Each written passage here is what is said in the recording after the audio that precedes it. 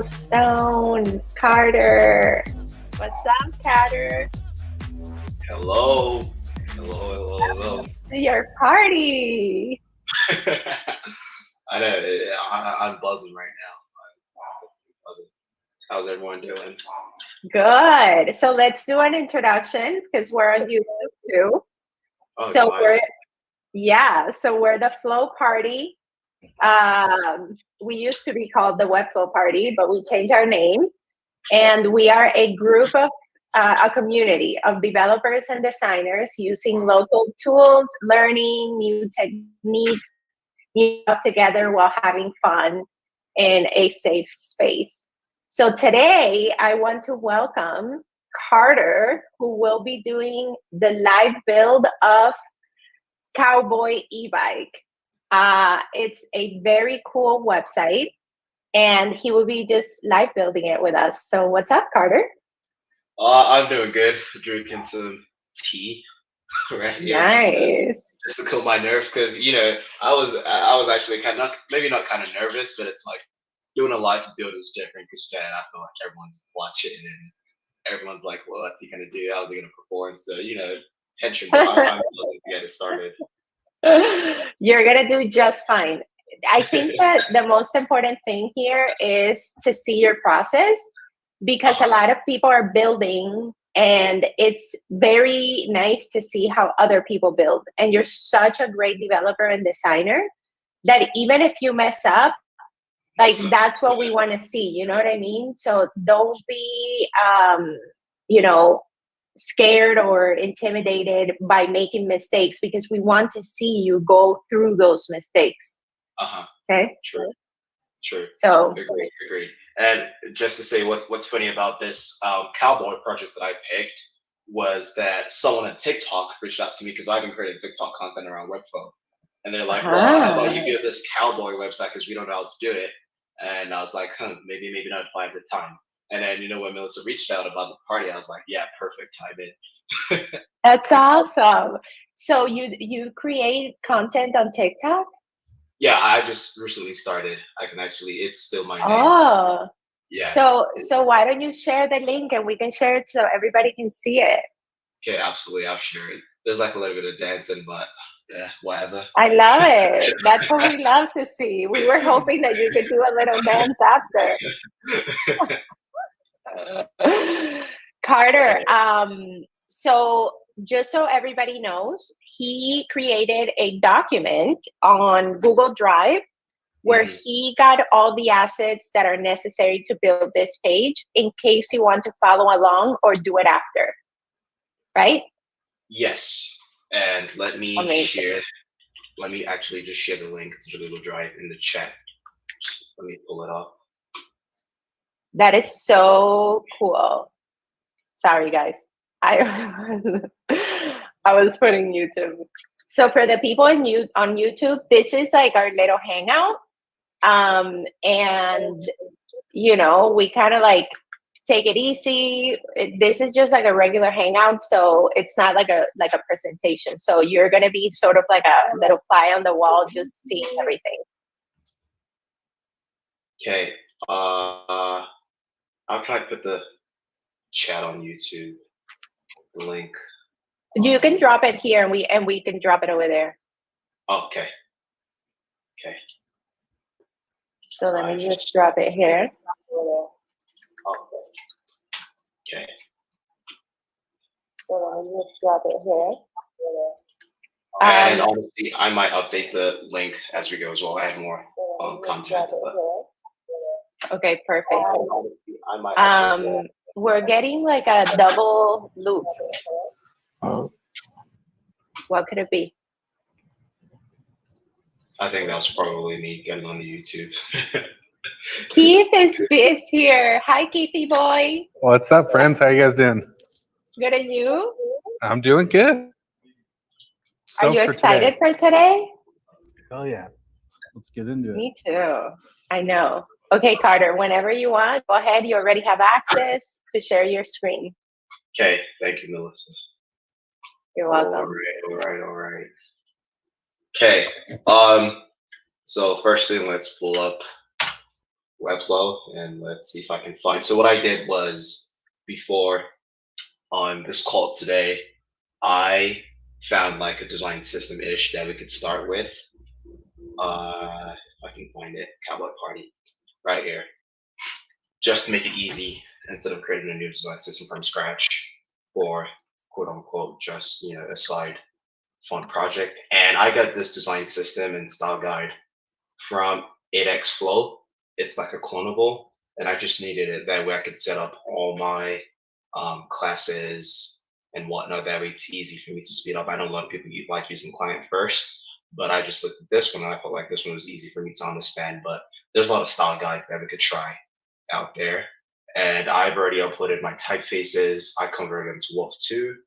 And I edited some of the stuff like the colors in your and gradients that Cowboy actually used for the web project, and the rest we are going to create on the fly as we go. So that style guide, you created it. Part of it. So the template was by 8x Flow, so I just used the template to edit my own style guide to fit exactly what the parameters was on the Cowboy's website. And it's funny, I haven't even pulled up the Cowboy website if anyone wants to see what it looks like. Oh yeah, maybe that would be a good idea. Yeah, that's what it looks like. But I don't know why we're in the US, so I've been seeing this one instead. So I've just prepared for. I have assets exactly for the one in the US. There's supposed to be a little video right there. So this is the website we are going to be redesigning, and just because someone on TikTok asked me to, so I thought we might as well do for the party. Yeah, so I looked at all the parameters. There's a plugin I use, which you might know about, it's CSS Peeper. It helps you actually quickly see the font size, what typefaces they're using, colors, and whatnot, really quick. What is the name of the plugin? It's called CSS Peeper. Got it. Yeah, and then you could easily download assets as well, literally, instead of having to go through stuff. So it makes your life a lot more easy if you want to get SVGs and stuff from a website. Wait, yeah. I didn't know this. Yeah, it's a great clone plugin. Nice. Yeah, this is the plugin right here, CSS Peeper. It helps you just grab assets really quick, which I've done. And that's all what's in the Google Drive. Most of the assets I grabbed from CSS Peeper and the typeface. I just installed it. Yeah, it's great. So this is the website. There's like a lot of fun interactions I found on this website, which I'm already taking inspiration for another project I'm working on. Like this nav, I think it's simple, but at the same time, I still love what they did with the drop downs in here. And yeah, the rest of the site looks really great. I love this interaction right here. Yes, it's a really like simple, straightforward site, but at the same time, it's still like really quality project. So yeah, let me jump back into it. So yeah, I just use all those parameters to recreate the style guide. I'm using their classes from 8x Flow, and then I just changed a bunch of stuff in the colors, added a bit of my own custom classes as well, just to help me build, and I'll explain those as we go on, like my containers and stuff. Okay. Yeah, so I like using the main wrapper just to hold everything, most especially if I'm gonna add maybe some interactions or external JavaScript like locomotive scroll or GSAP, the new GSAP smooth scrolling. So it helps if everything is on their main wrapper. That way you can add the JavaScript onto the main wrapper, just because that's how scroll JavaScript works. But In the body, first thing I'll probably change right away is going to be the color. And an easy way of pulling that in is I already have a div called BG Sand, which is just for the color they use on the project for most of the project. So actually, we'll just leave our background color as black because I think that works better. And the first thing to create is the nav. I don't know. I use the block for all of my projects, even if we do have all of this, pre-made nav bars, on Webflow. I've just found it easy for me to use a div block starting out. So I'll just call my div block navigation parent.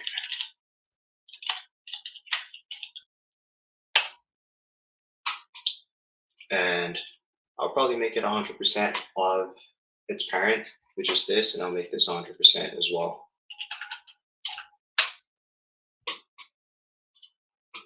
And I would add another div block on the navigation parent, which is going to be my container. And the container I'm using is container large, and I just have that width on 95%.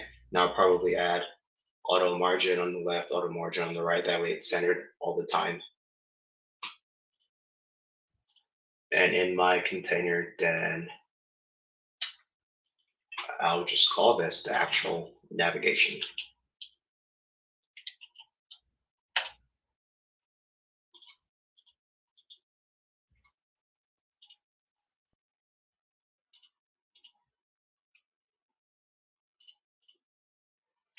So let's see what the navigation looks like. So we've got 3 in here, like 3 major grids. So I'll probably use a grid for this. That way it's kind of like easy to align all of this on different elements. We have like the logo in here, this drop downs, and then the nav on the right. So I'll probably just pull in a grid. Are you a grid or Flexbox person? I like both, but grid and Flexbox, they go after different uses, and it most honestly just depends on the use case.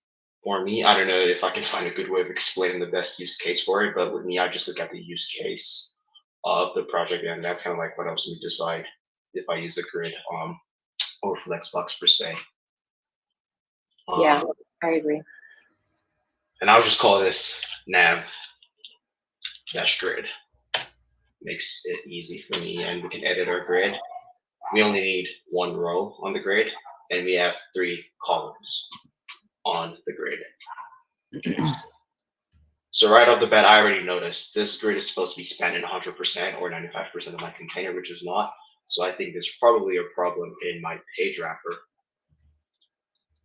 which isn't letting this span the whole way. So I'll probably put that at 100% for my page wrapper. And now we can have our nav grid, on full width of our container, whatever our container is at. I think that one of the most common problems that beginners have when aligning elements in Webflow is when they drop something and then it doesn't cover like the whole screen or not the whole screen, but the whole container. Mm-hmm.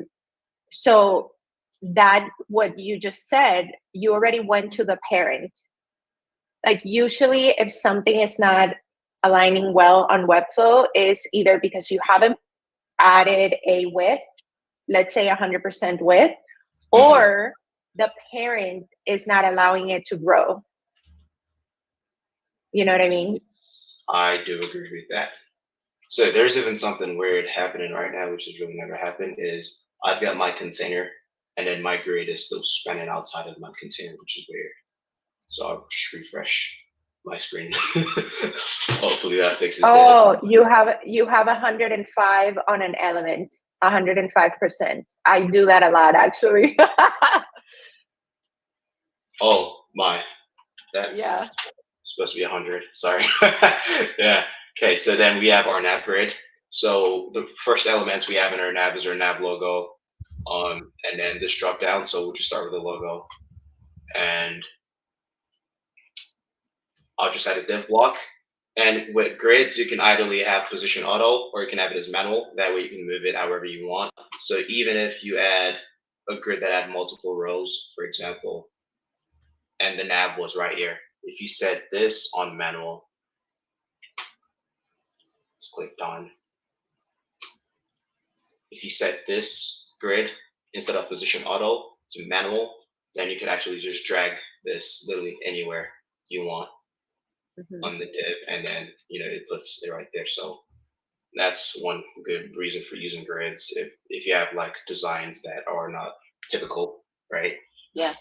Then you can Yeah, just when you're doing a lot of editorial type of web designs, manual is a great option to move stuff around. And I'll call this nav logo parent, and this is the div that's going to hold my nav image. And then I'll just pull in an image in here as well. Choose, and hopefully we have the right white logo that we need.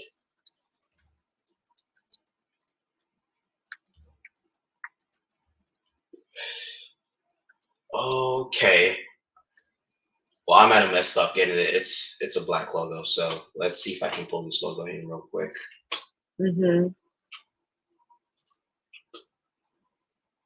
I'll just use the CSS peeper. Okay, just not to waste time, an easy fix that I can just do is just invert this logo and make it white. And then when I get the actual logo, we can change it back.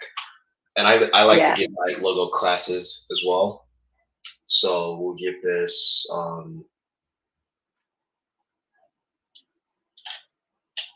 nav logo image. They're my naming conventions right now. So we've got that, and I'll probably just give this like an invert. That way it's white.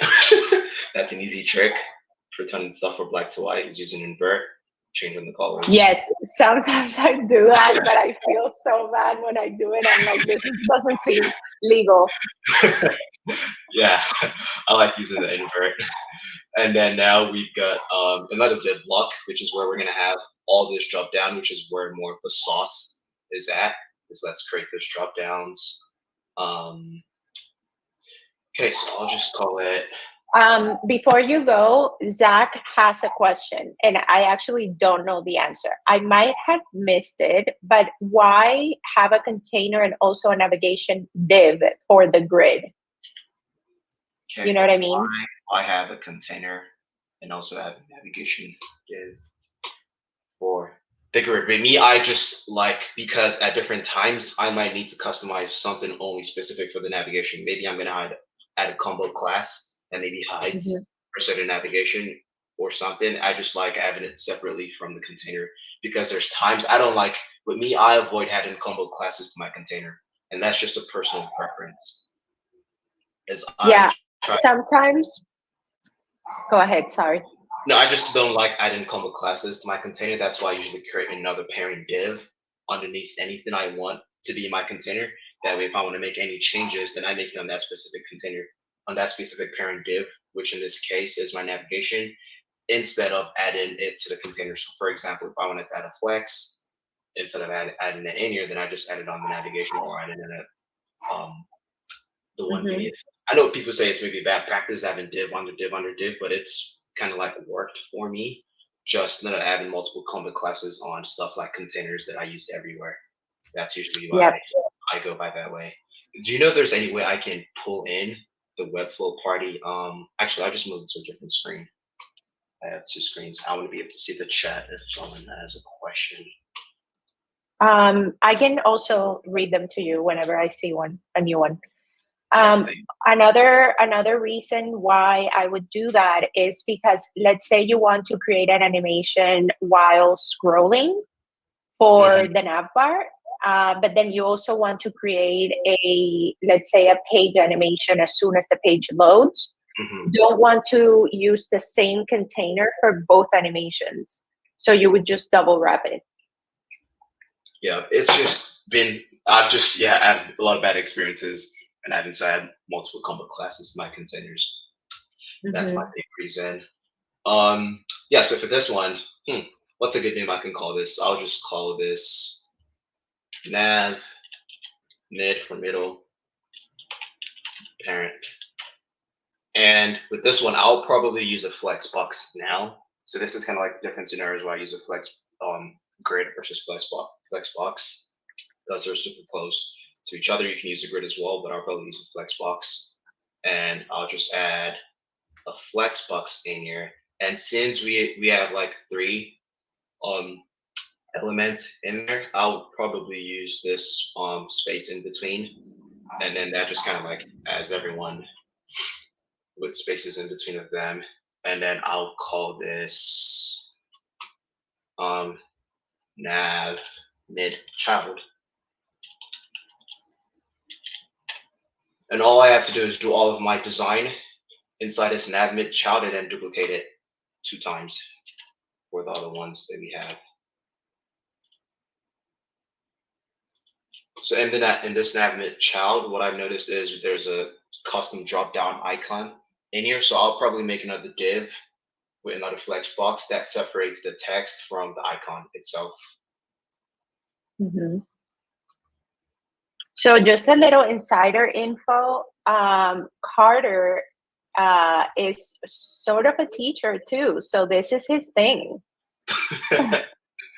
Oh, That's why he's so good at this. I really hope my students don't hate me because classes start in about a week. So I'll be teaching. Nice. So where are you teaching? It's the college I graduated from. It was previously Dixie State, but now they went through like a rename. Now it's called Utah Tech University. Nice. Go Carter. Okay. So I'll just call this nav mid drop down. Yeah, I know my naming conventions might be crazy, but Hey, are you making this a clonable? Absolutely.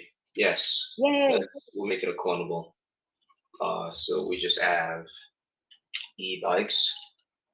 And there's something you guys can do as well, is if on your design, with this one, I really didn't go through like the design. If you notice that there's a lot of like caps, you can actually just have a class, which we can create right now, a text class. And this is if, for example, if you want your clients to maybe make edits to the website in the future, you can add a text class. You just call this class txt dash caps. I don't know if they have it here already. And this is just adding all your text in caps right here, all caps. So all I probably need to do is, even if I add this as e-bikes, if I added that class text dash caps, then it just automatically makes it all capital letters. So if your client ever changes stuff and you wanted it to be all caps, it stays as all caps. And then I'll probably add just an image and then add this as a flex box. And this image should be our drop down arrow, which I think is this one. And I'll just give that a class of nav drop down image or icon. I don't know why it's all black instead of white like it is on the slide, so I'll just have to invert this as well. And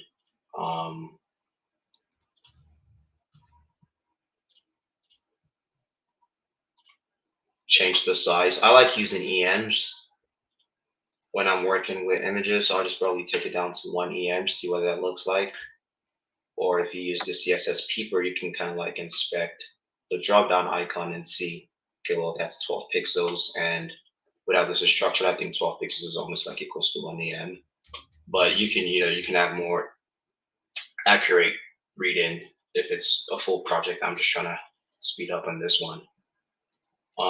And if you guys notice, this is not aligned, so I probably need to add an align to my flex box.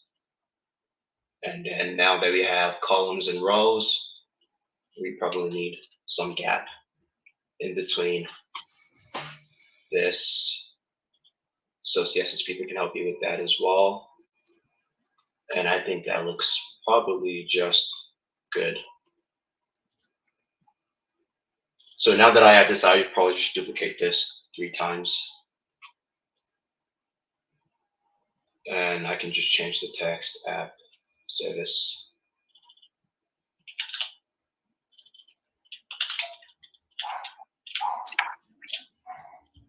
And this one doesn't have a drop down, so we can take that out.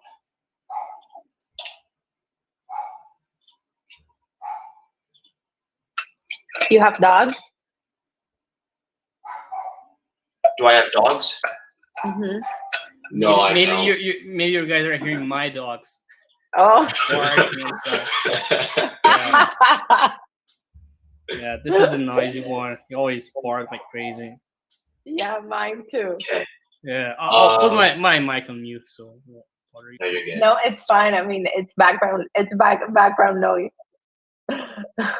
So on this point, I probably want to see what type of pattern they have on this nav. This is not giving me what I want, but I'll just assume I know what it is. And I like using EMs.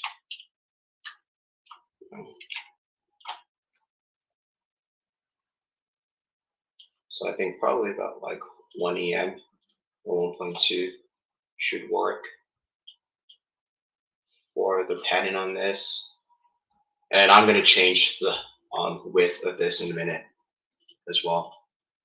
And I just want to add the last one, which is our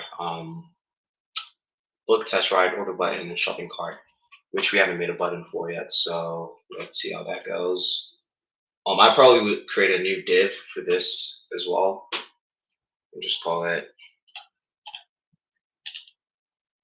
nav left parent. God, my naming conventions are horrible today. It's okay. You can clean them out after.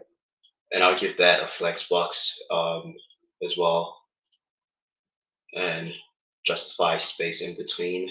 And we've got 3 elements, or I'll probably just copy this one as well.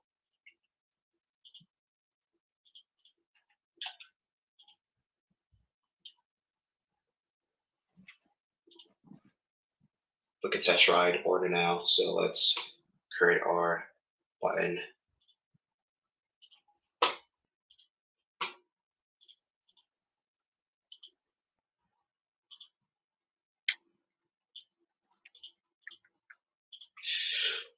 Okay, so I'll probably call this div.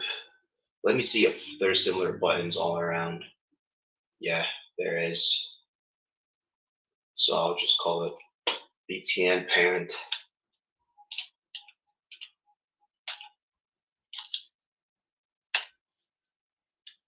And I'll just pick this one and see. So they've got 15, 15, 20, 20.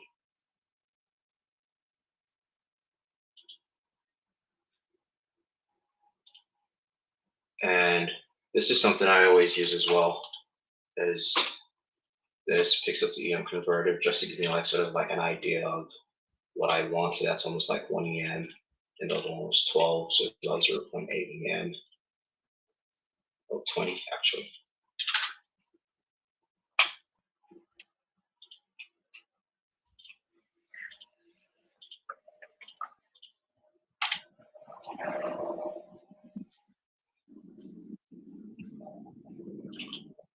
So that's 1 EM, and then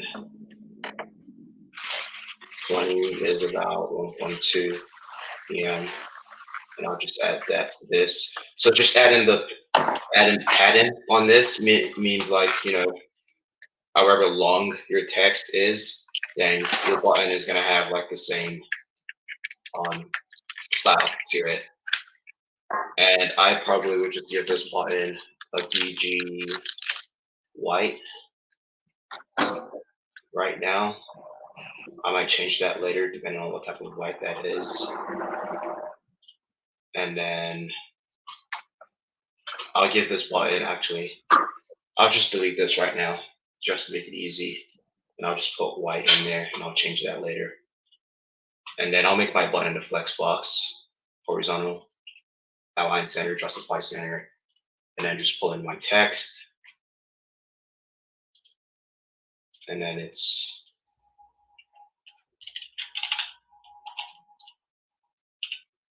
now I must say, like, Webflow does have this there's like a button in here. I don't know. There's times I almost don't use this, but there's times where I use it. But I just prefer creating my own button itself. And I'm guessing this button has some radius, and I'll just use EM as well. Probably let's see. Well, actually, we could use percentage. If we just use 100%, no, actually EM.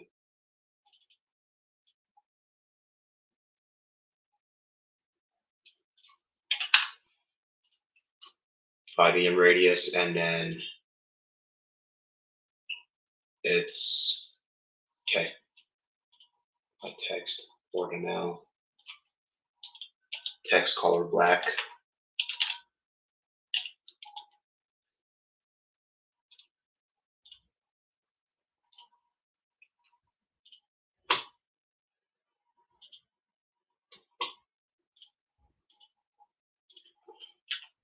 Now I'll probably just duplicate this. And I would probably align all of this as well. And then when I'm done, I'm just gonna adjust all the width of all of this to make sure it fits right. Or I'm actually change it to a flexbox instead.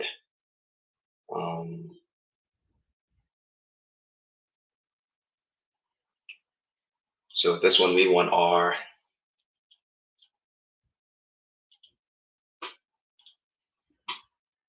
shopping cart icon, if I can find it. Okay, I have no clue how the icons are black.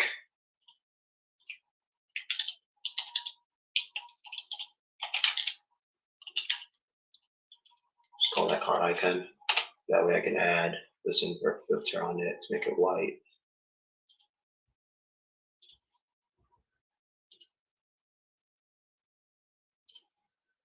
Oh, that's not working.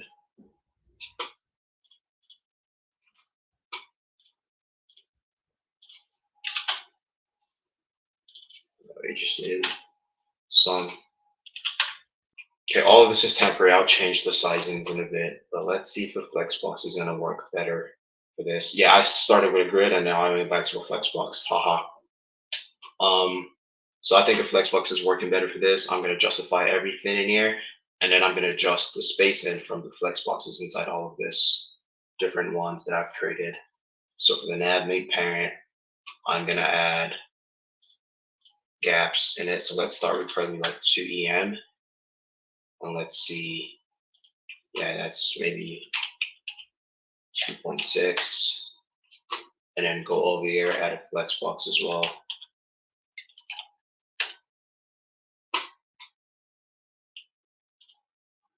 So we're getting there. Yeah, the only thing I noticed is in here they're using a text size of 12 pixels, I think. So I would just right off the bat test if this navigation parent right here can help me change all of this to 12, and that makes it smaller, even if I'm using EMs on my actual texts. So that's probably close to what they have on there. And then for the shopping cart, let me see what size it is.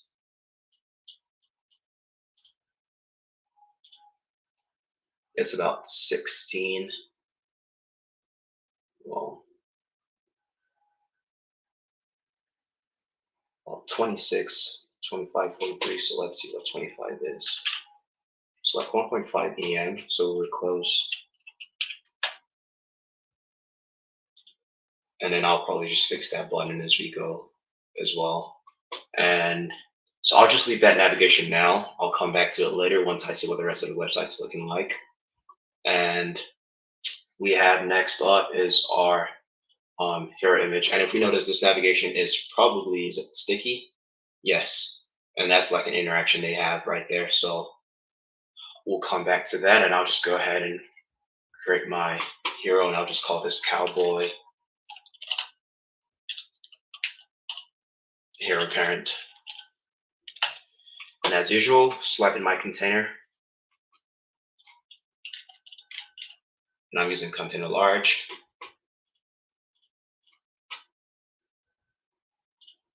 And I think our hero is about 100 view height. So I'll just use that on this main hero parent and add a view height to it of 100. And I'll just switch all of these things as we go just to get the main structure out. And so in this hero right here, we have a video that plays in once we load.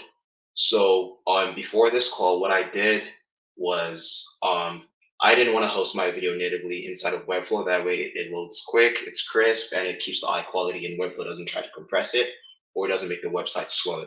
So what I've done is I had my video downloaded as an MP4 file in here. This is the video. Got it as an MP4 file.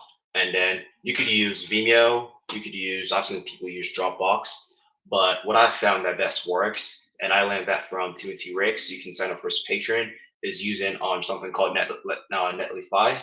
So what I did was, I don't know why it's called Garo. This is the first time I used it. Okay, wait a second. This is a hot tip, people. Pay attention.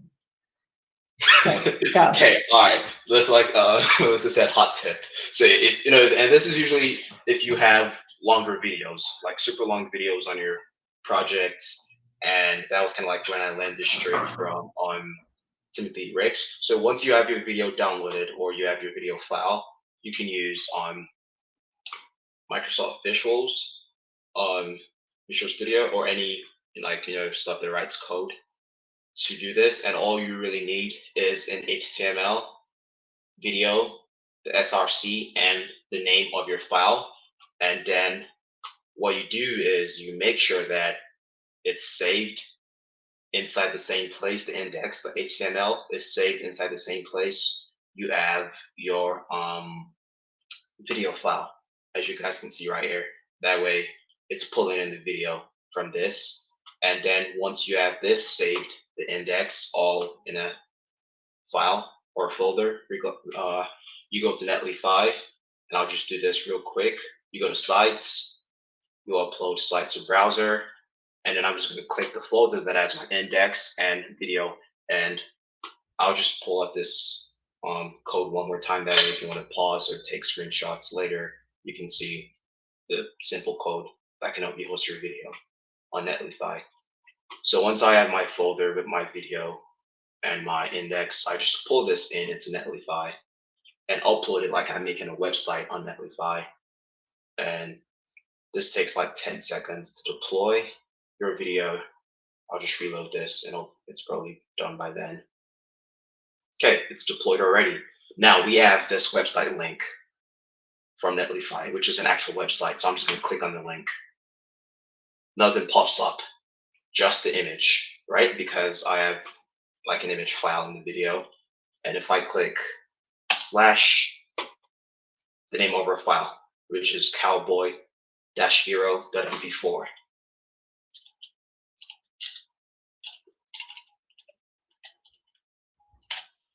Oh, sure.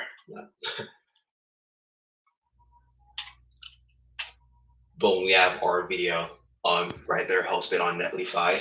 So that's like an easy trick that you can use to put your video for free somewhere instead of paying for Vimeo or whatnot. So now that we have this, I have a custom code that I've kind of like walked around and tweaked a little bit. But this custom code I got from Timothy Ricks. So if you ever want to sign up for his Patreon, Timothy is literally like a Webflow god, and he has a solution to almost any problem you might ever have. This is really cool. Can I ask you a quick question? Yes. Yeah. So like this tip with Netlify, it's amazing because the way I do with my clients today is I refer them to like create a Vimeo account, but it's a pay account, right? So you do the trick with Netlify, you host all the files there. Do you do that on your own account, or you create a new account for every single client so you can host the files there? Because I think this is great, not only to host videos, but for example, if I have 3GS file, a 3D file that I want to host somewhere and embed, that's a perfect, that's a perfect solution. Yes, it is. And yeah, I was really amazed when I found out about that because so there's themes I use to like host stuff is Netlify and Code Sandbox. Those two things I usually use them. That way I'm not dumping anything on my Webflow project, but Webflow is pulling those in from other places like Code Sandbox and Netlify. So yeah, Netlify is great. I've only used it personally for videos, but now that you talk about 3JS and other assets, I think I'm gonna have to go down that rabbit hole and see how much more I can get from Netlify. Yeah. So that's interesting. Yeah, I use Netlify in the past a lot, right? Coding projects, and if people are interested, you can do a lot of stuff with Netlify, including like if you're into coding, you can create a API, like you can drop, like for example, a JSON file with lots of data, and you can create a API that you can use to pull data into Webflow with Netlify for free. You don't have to use Airtable, whatever. But that's only if you into code. Like you have to code a few things, but it's totally possible. And it's amazing what you can do with Netlify.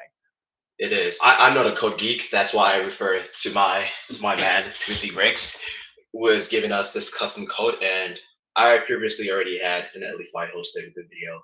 So I'm gonna share this link as well. I'll publish it on Notion and share it that way. If anyone wants to grab it, they can use it. So I'm gonna go back to my Webflow project, and then I'll probably just start with an HTML embed. Just close it for right now, and then I'll just drag this over here so I can easily access it. And then I'm gonna give my embed a class of embed-video, which you can change depending on your project.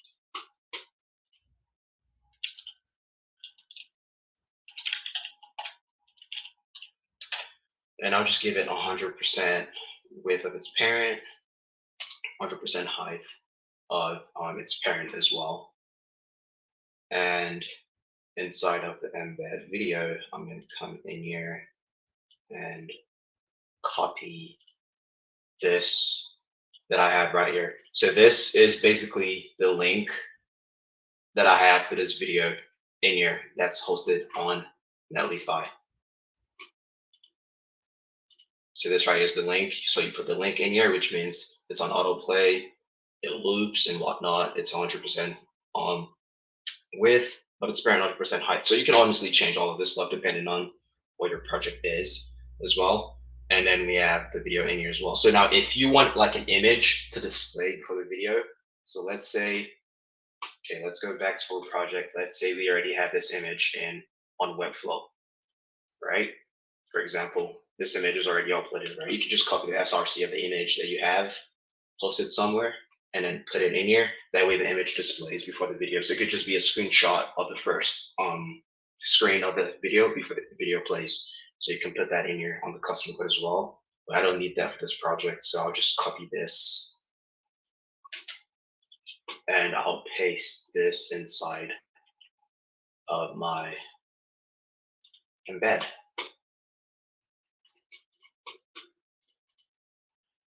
Okay. That's supposed to be embed -video. So I'll just give this like 100% view height because I haven't had it anything to its parent yet, just 100%. That's why it's not showing. But as you can see, the video is already automatically playing inside of Webflow directly. So that's, easy trick that you can use on projects. So now looking at this, one thing I noticed was that the actual Cowboy, there isn't any containers.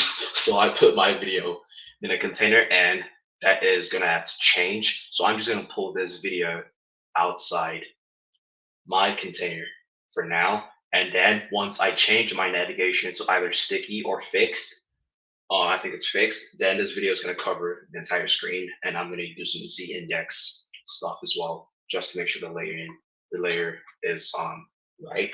And I'll probably would just give this video relative and a Z index of 1. And the reason I'm doing this is so I can give the text or all the elements and higher Z index. That way they're always above the video. and probably, so if you probably use either relative or absolute. If you use absolute as well, it covers the entire thing. And then, yeah, I can just pull in this navigation, give this relative, maybe 3. Yeah, and we've got our navigation and video all right there. So let's keep moving. So now we can, after the video's done, actually the video isn't done yet. There is another script, because if you guys notice, once you scroll down and you scroll back up, the video loops or starts from the beginning as well. So I've got this custom code that I've kind of customized myself a little bit as well from Timothy Ricks, and it's all JavaScript. And basically this is saying, once you get the video's paused from the start, but once the video is in view, once this video embed element, which is called embed-video, once this is in view, then the first action is that it plays the video right here. So it looks for the video. First action is it plays the video, or else if the video is not in view, then it pauses the video. And then I reset the video timeline to 0 with this code right here. That means whenever you scroll back and the video is in view, then it starts again from scratch. So that's kind of like, I think, what they used right here, to whenever you scroll back, video starts again, pauses, you scroll back, it starts again. So I'll just copy this and put this. And like, this is another one I found as well that you can use if you know your way around JavaScript. And like I said, I would post this link to the Notion that we can look at this custom code. I was playing around using this one this morning as well. So this is a completely different code that you can use to achieve the same thing. And this is just using in viewport instead of this. But I'll just copy this one. And this is going to be in the closing buddy tag of our page. And I'll just paste that, and then we're going to come back to it later once we have more sections underneath. That way we can kind of like test it out and see how it works. Well, this is taking longer than I expected, but okay. Now we have this hero page. Now, one thing I like to do when I'm developing people's website is I kind of like to inspect and see how they built it, and see if I could just use that same exact form. So I think they just have this H2 and they have a margin on the outside of it that pushes it. Oh, it's just the width, 60%, I guess. Interesting. It's interesting to kind of like see how people build stuff since they have the right alignment. So with this, I'm probably going to use a grid because I feel like I might have more control on setting this is exactly where I want it to be.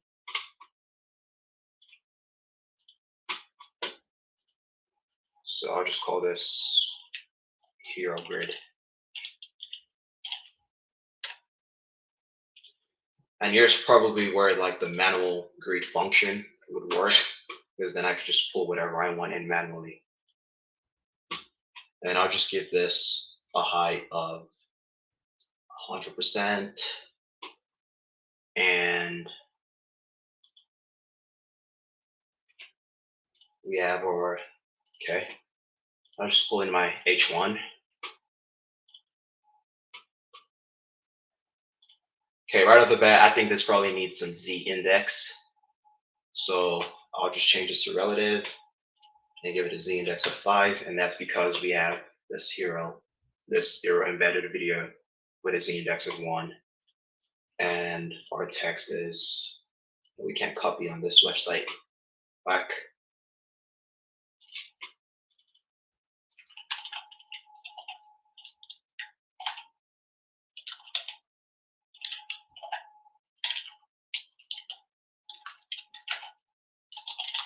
Okay, I'll really type it.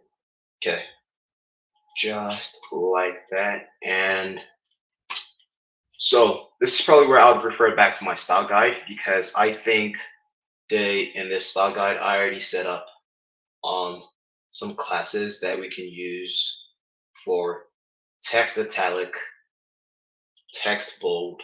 And if you guys can see right here, this changes the weight of the text. So that's kind of like why it's really nice to have a style guide with all this pre-made assets that we can just pick text, normal, or whatnot. So if I go back to my home, because the original one, it's bold, we don't want that, so I'll probably would just put text dash regular on that.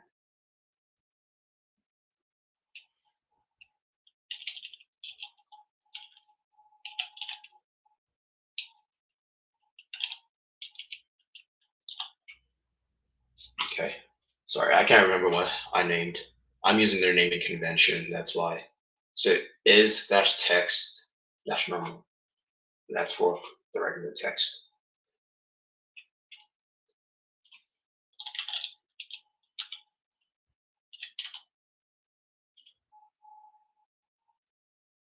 Okay, that's weird. It's not changing our text to what it's supposed to be, but that's what that's supposed to be. It's supposed to be a normal, I think. Either normal or medium, but we'll change that as we go. And I'm going to create new classes as we go. I'll just call this text white, because I'm not really familiar with the naming conventions on this new style guide I'm using. And I'll just change that to the white I want, and I'll just slap it in here. Text white. That makes my text white, and now we can delete this by, and we can always use the text white anytime you want to make another text white. And now this is where like the manual function on grid comes in. Is we have this on the right side, so I can just easily pull this in here. I continue working on my project, and because this is all centered, I'm just going to create another div inside of this. And then I'm going to actually move this div in here. And I'll just call this div Euro text parent, I guess.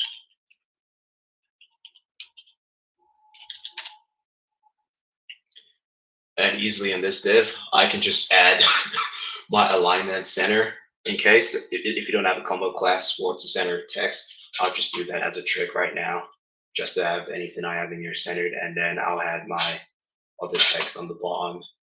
Awaken to a new way to move in the city.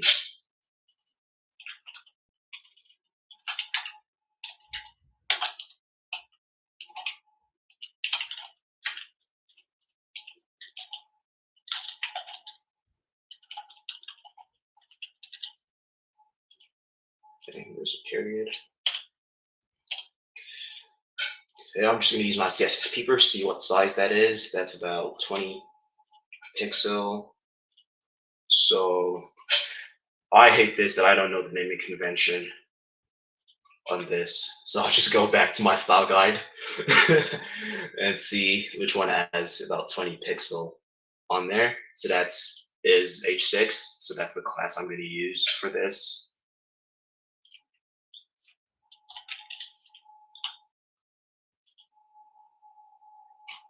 And then I noticed there is a different color on this text.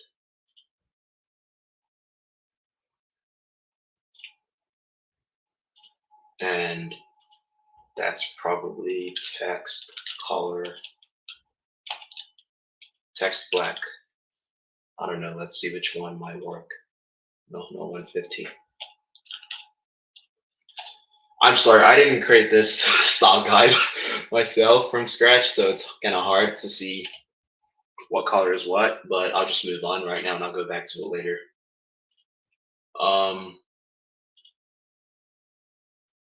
And then what's the size of this one? It's about 75 pixels. Refer back to the style guide, see which one is 75 pixels. This is close the display, so that's what we're going to slap on here. There's a combo class of is dash display. And so now I have a problem that I'm dealing with because I expected this to be 100% of its parent, but now the container that I have right here doesn't have any width, any height to it. So I'm trying to see how I can easily fix that.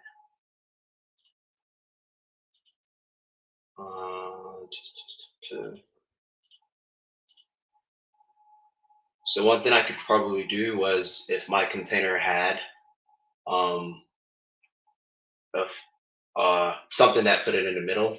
So if I honestly did this flexbox horizontal, I think that's almost in the middle where it's supposed to be.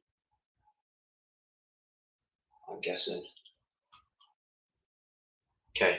Someone said set the parent to flex and then just specify the strat and get rid.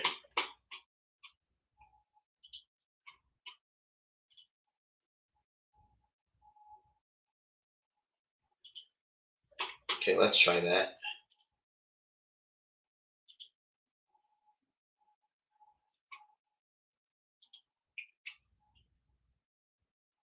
And if we took this out, yeah, that's still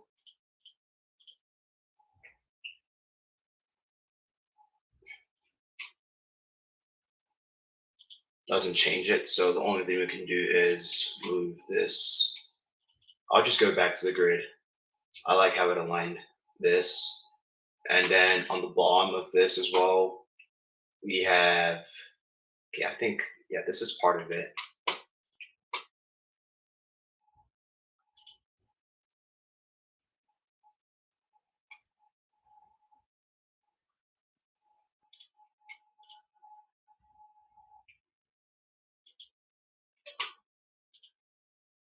And I'll just set that to vertical. And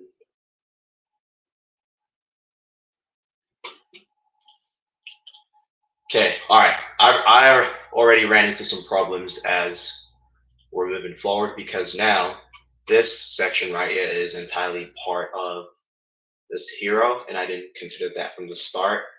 So what I'm going to do is delete this container.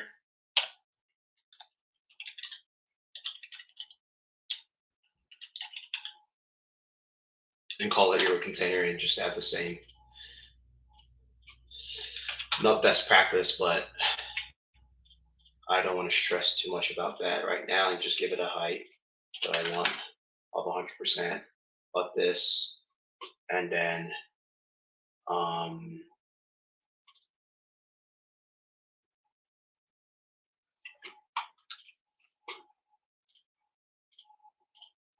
and I've got this white div that can move, which is going to be outside of my hero container.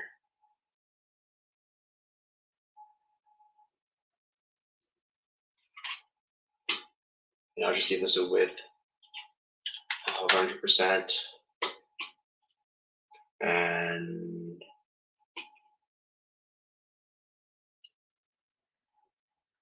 we'll call it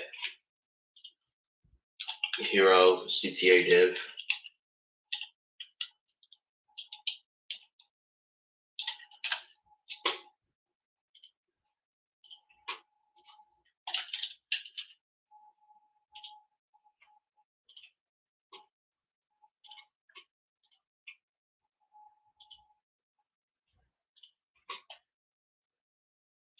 And I'll just get this flex box inside of it.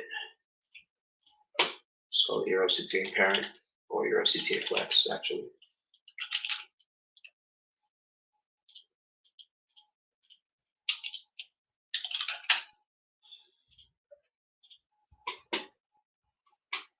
And then we've got the cowboy and icon. So slap a text in here, slap an image in here.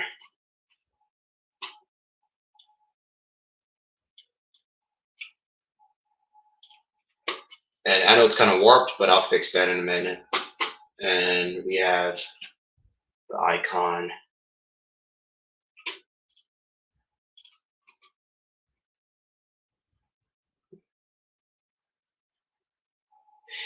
I think it's this arrow right here, but it's to the left, so I guess we're gonna have to tweak it up a little bit. CTA arrow icon. I'll give it a class.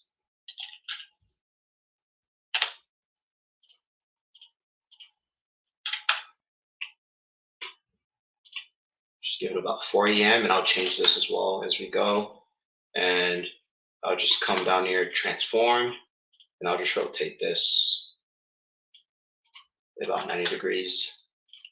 Now it's what we want. Give a filter, invert, because things aren't changing to white. I don't know why. And then for this, we have a text of 23. So I'm guessing that's probably IS5, H5. Yeah. And with the Cowboy 4.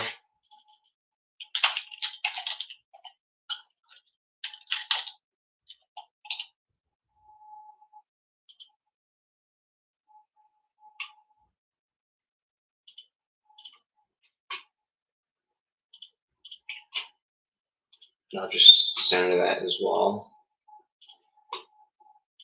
And what I noticed in here is we need something called, we need a line. So I'll just call this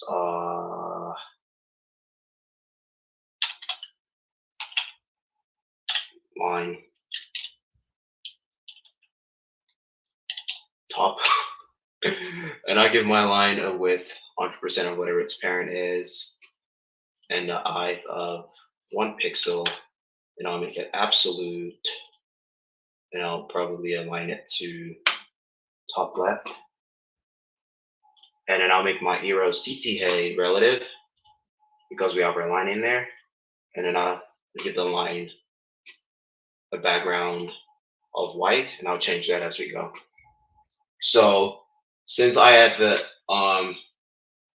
line as absolute, we needed this to be relative, because the line is inside of this parent element Eero CTA div, and if it's static, then we don't see the line.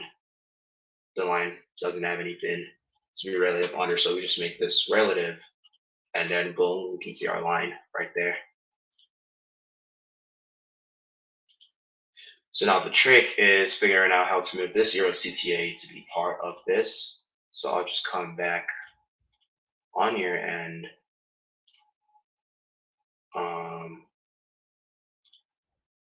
yeah, this is 100%. So I'll just make this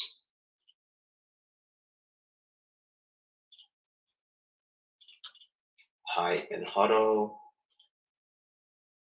Give this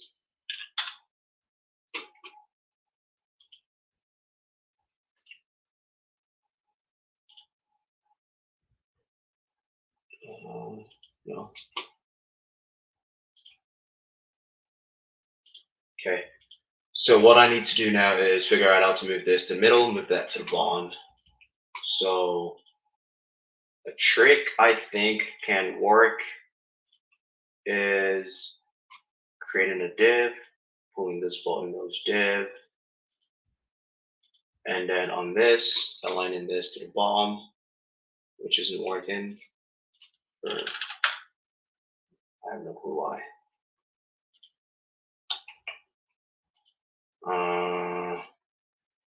Okay, here comes the roadblock.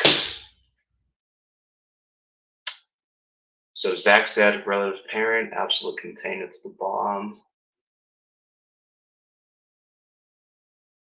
Actually, that could work.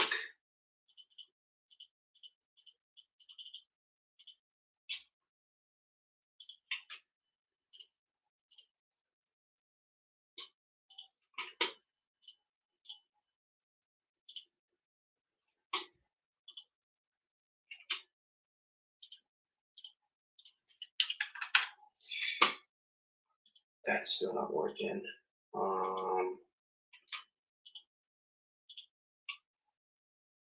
Okay.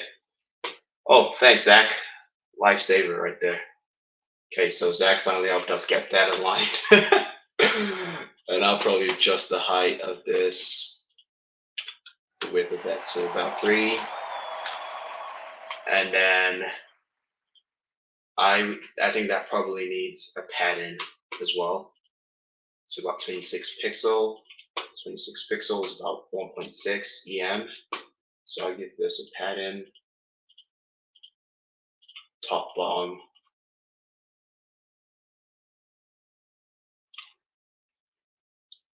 I think 0.6 works. Okay, I think we have, oof, that took a minute. The hero page almost completed. And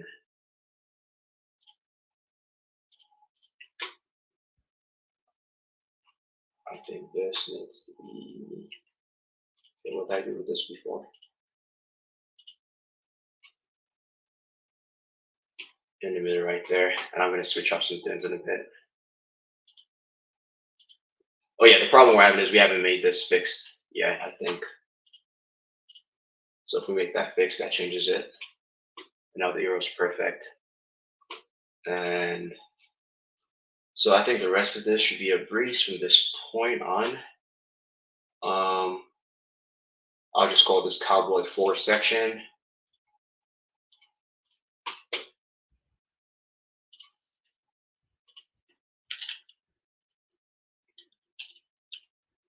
For parent, I guess.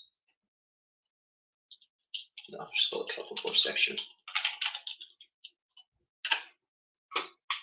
And then slap a container in it as well.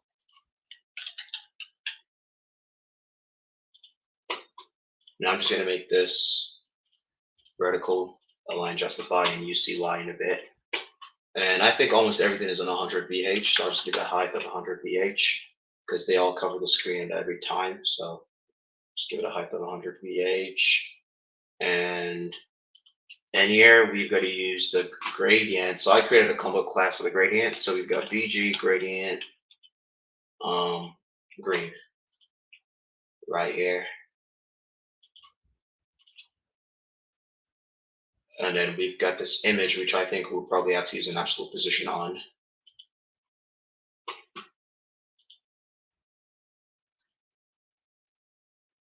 Thank you, Miguel. We're trying to make some progress here because I'm in the hot seat right now. It's looking amazing. Gracias, Melissa. Okay, I'm just probably throwing the text, and I think this probably is display as well. Let's get a Cowboy 4.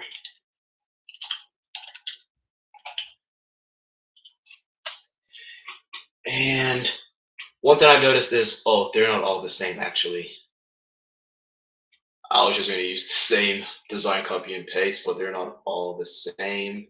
So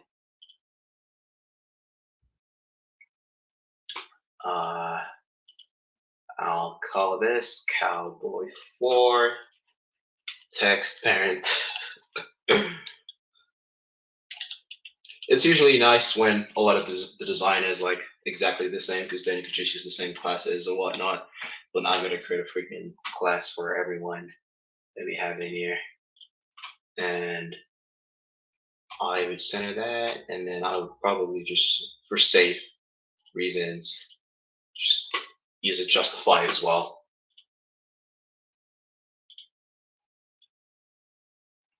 Yeah, I know, Miguel. I definitely should use compass selectors, but my brain is like just firing up right now, trying to speed through the design as quick as we can. That way we at least get to a good point of the project.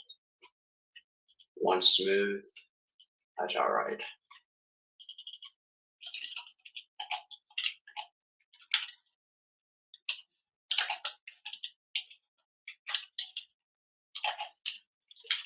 I can't imagine that this guy, Timothy Ricks, does this at least like almost every week on YouTube, live builds and whatnot. It's got to be insane being up there. So now we already have this button pairing. I'm just going to copy this. And okay, I'm just going to create another div. I'll figure out a name for this div in a bit and slap that in there. And I'm going to call it Cowboy for parent. And justify vertical center like that. That way your tag, your button comes in. And then I could just give my text div a gap on the rows of about, we'll start with 1 EM, see how that works. Yeah, I think that's close enough. And then I can then give this one its own let's see, 1. Yeah, I think they're both like, is that close? I don't know. I'll just roll with it.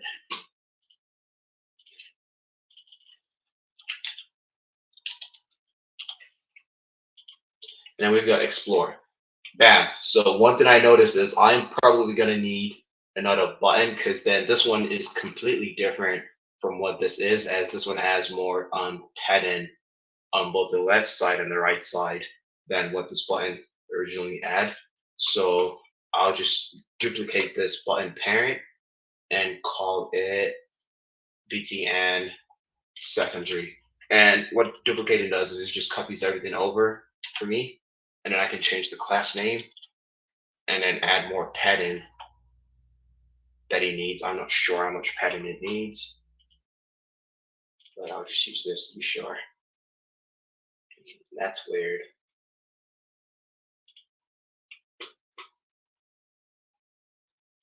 Just give it about 3.4 padding on both sides.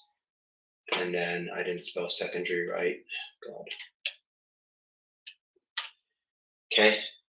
And then this is supposed to be centered up. And then one thing we need is our bike. So there's two things I'm thinking right here is I can either have the bike, this on text, and the bike as two completely different sections. So this text is one section, and this bike is one section. But I think what might work better is if I change this to, where is it? I'll take out this Bezier gradient for now and align it to the top. And then I would just slap in some padding on here. On the top of, because I'm just inspecting this and I think that's how they created it. 42 pixels. Let's see what 42 is.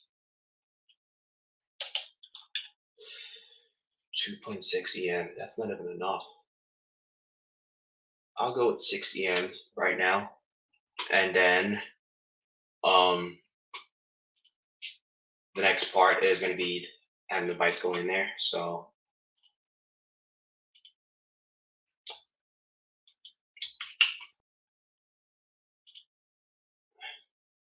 one thing I'm noticing is this bicycle is not inside of the container. So I'm second guessing either to have this bicycle inside a container or have it outside the container. But I'll start with having the bicycle inside a container, and then if it doesn't work how I want it to work, once I had position absolute to it, then I'll change it to be outside of the container and then work using Z-index to add layers in that. So I'll just have this div and say Cowboy for image parent.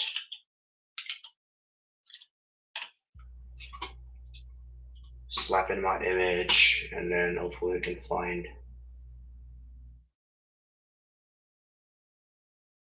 Let's see which one it is. It's the black one, so I'm guessing this one. And I'll just give this image a class as well. Cowboy bike 4.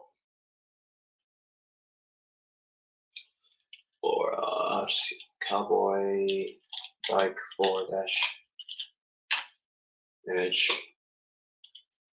And now, let's see.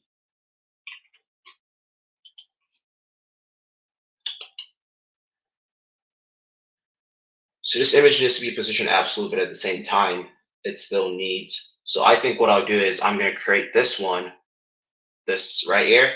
I'll copy this, and then the Z index for this has to be higher than the Z index for the image. Then it covers the image, and it goes behind this. I think that's a trick we can use.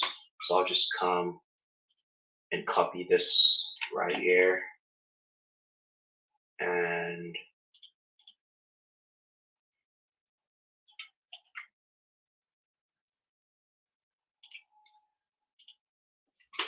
make this. So something you might always want to remember is once you add like a combo class as well, you can click this and just click on whatever class you actually want to change. That way you're not making a change on your combo class, which might change some what's the word? Like for example, if I change anything while I have grid and green, anytime I use grid and green, I might have that same change on it. So I'll just click this to make sure I'm only clicking on the Cowboy section for and not just the gradient itself.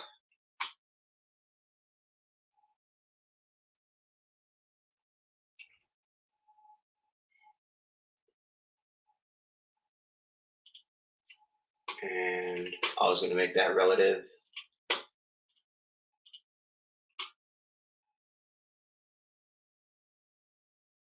And what I'm going to do is I'm going to hide overflow on this. So the overflow prevents the image of this from going out. And I think it's good we have this 0 CTA class, and then to change it, we can probably just add combo classes. So this keeps going in and out, so I'm just going to give it a width, EM. I don't know how much EM we have to give it. Jeez. Okay, it's not even going more than that. So I'm going to have to explore how I work my way around this image, because it's pissing me off now that it's not working how I wanted it to work. Let me see if I change the EM on the parent. Okay, so I'm just going to have this at, let's say, 100 EM, and then I'm going to change the EM on the parent. Okay, that's not working still. This is weird.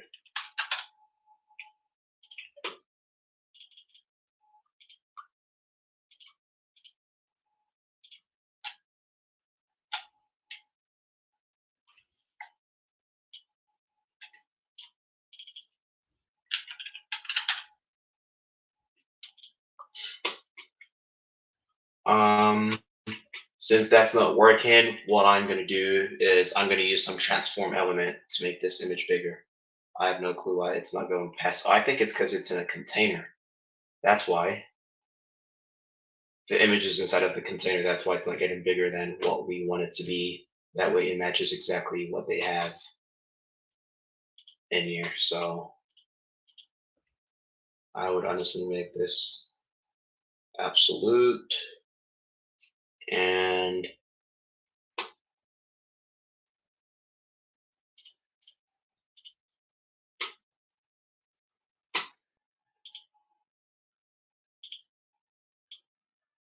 since it doesn't want to scale, I'm going to use the transform on the bottom to scale it. And then for my absolute, I'm going to use some EM to position it exactly where I want it to be at, which I think, I don't know if it's exactly the same size. Okay, it needs to be bigger, I guess.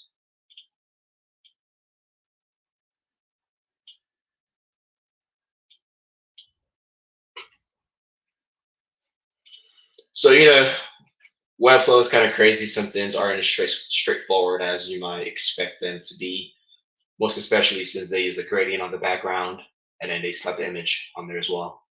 So, fun stuff. Okay, I think a little bit of that is done. That looks like it needs more padding, actually.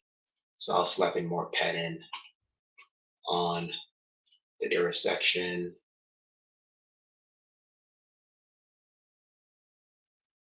Think about 8. Jeez, I can't type. Okay. I'll come back and tweak this later on. I just want to move on and see how much of the sections we can get done. Or since we have one of the sections done, actually, I'm just going to move down to this part because this is an interesting interaction.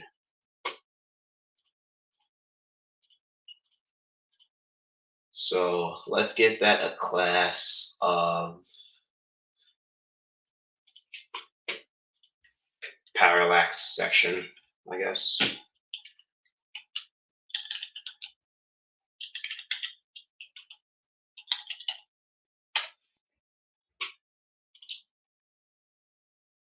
And I'm wondering what they did with this because it's more than like an 100 VH. So what I'm going to do with this parallax section, it's something I always do when building Webflow is I'll give this like 100 VH or like probably like 150 VH. And then when I'm done building all of this stuff out, I'll take out the VH and I have it as I auto. Then it's just going to be automatically the I of all of this without any VH included. So that's probably what I'll do for a start. I just want the VH in there on the section. That way I can see how big it is while building everything. And then once I'm done, I'll just add the I is auto, just like this, instead of having a VH inside of it. So I'll just give that a view height of 150. And there's a background color on there.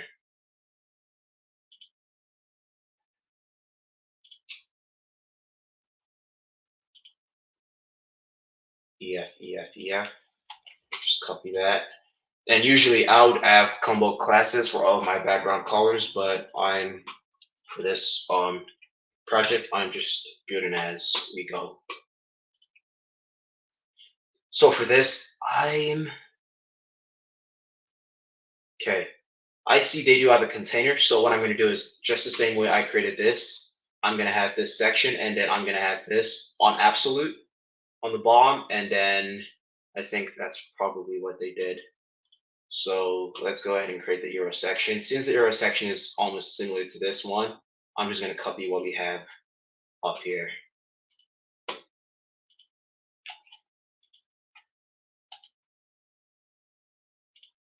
And I'll just duplicate it and change it and say Parallax text parent.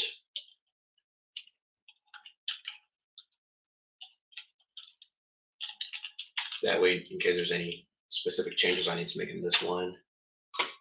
And I'll give that a pattern of 8 as well.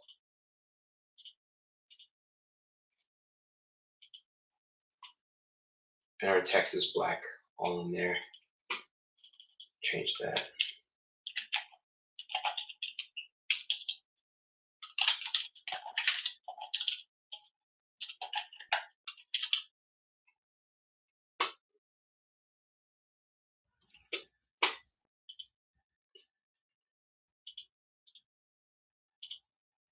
Oh, this text that you can't copy is pissing me off. I think I do have a plugin that lets me copy text. Yep.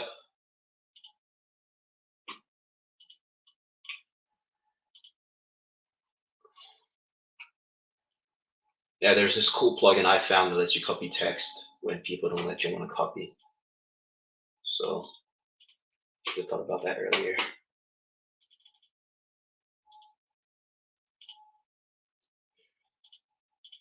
And then I'll probably create another div for this one.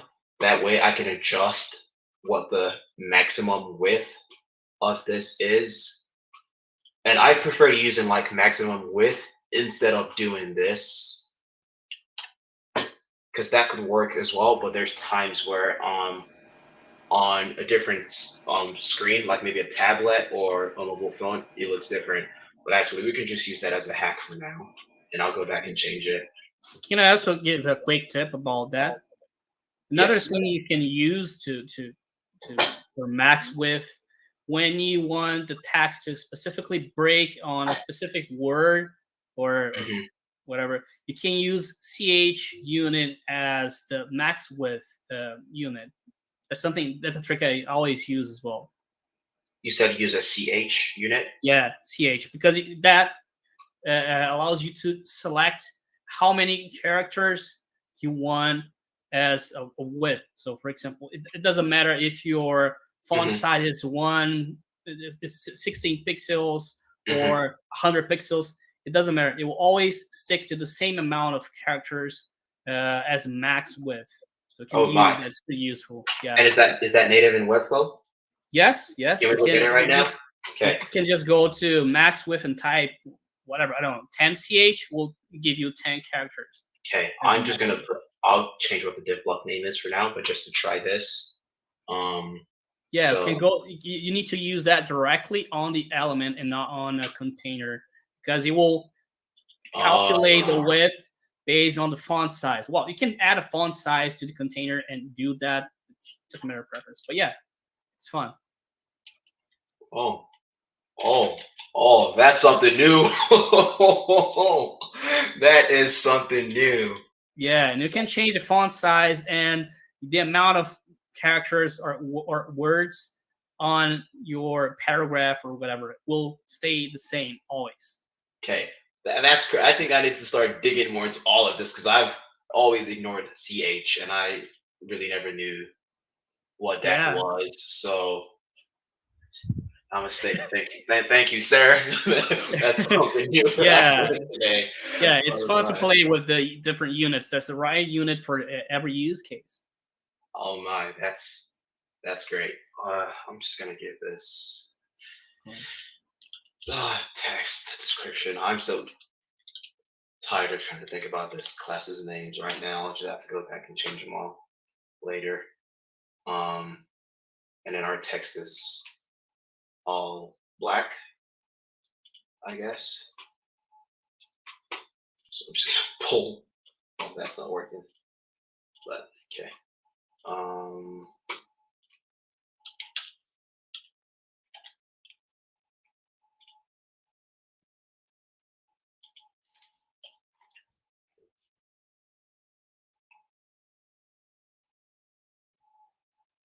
Okay. I'm wondering why this isn't working. Okay, all right, I'll just change this. Yeah, I already had that on this display. That's why.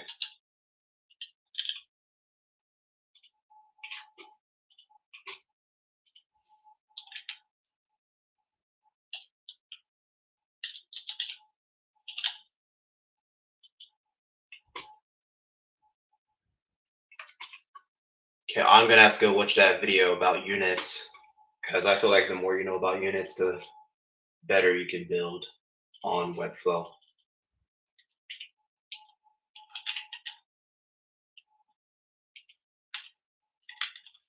Let's go to the app. Okay, now let's figure out how to build this parallax. So right off the bat, when I see this parallax, this doesn't move at all. Actually, this doesn't move as well. So what I'm thinking they did right here, honestly, is they used grids. I'm thinking they have literally 1, 2, 3, 1, 2, 3. This grades are all the same. This grid's all the same, and then there's this bigger one in the middle, and then only this one's move once you scroll. So I'm just gonna try that and let's see how that works. Just using grids. Or does anyone have any other suggestions of how they think they built this? If it's not grids. I mean, I think that's the best option. Okay. We'll send it. Use grids then.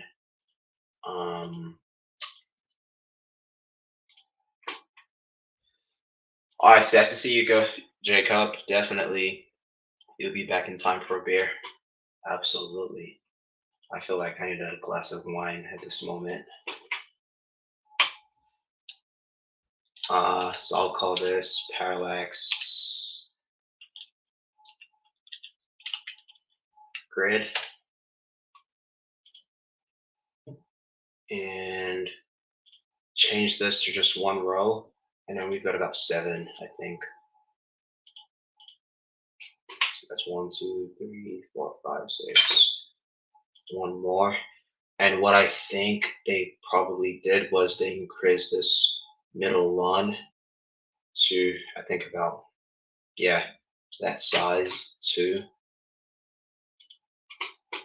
And then all of this ones are then individual flex boxes that are like vertically aligned.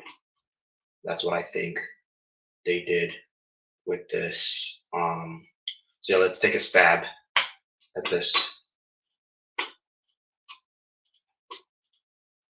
So I'll just call this Parallax HR flex for horizontal flex.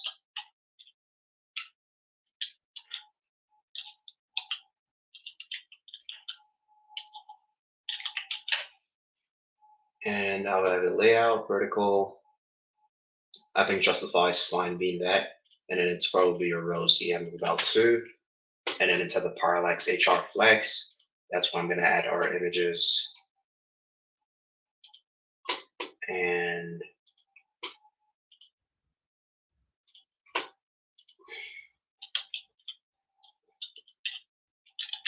call that Parallax SM image.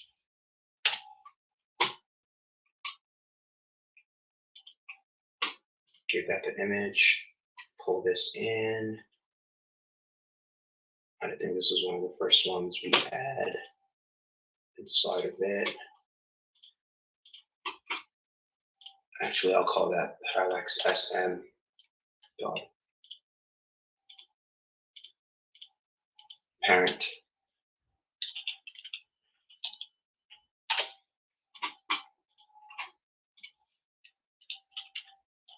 Call this Parallax SM image. That way we can adjust the width. And this needs radius of about, 1 to 2 EM. And then let me see if they have, oh, I can't even click on this.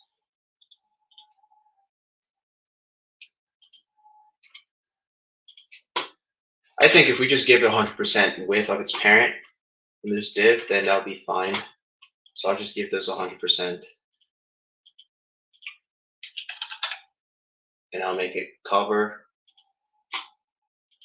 And then I'll make this overflow. And then we can kind of see the curves of the radius they had on this. And since we already have it in the flex, I'm just going to duplicate twice. So now we have one on the top, one on the bottom, and then change the image.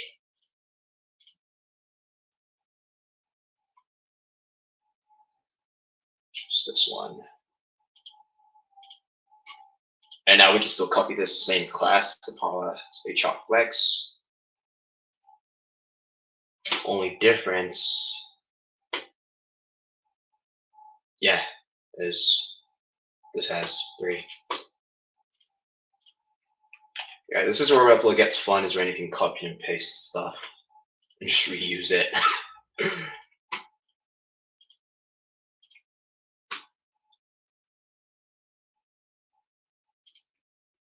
the image right there. So 215, map.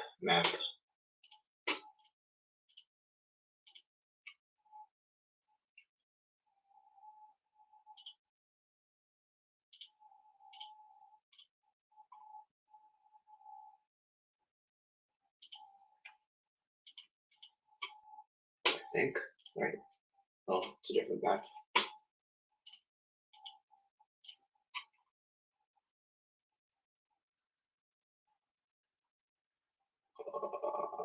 That one.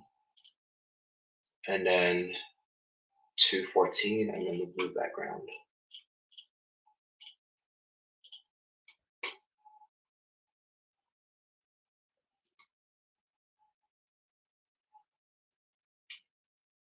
I'm feeling so blind right now.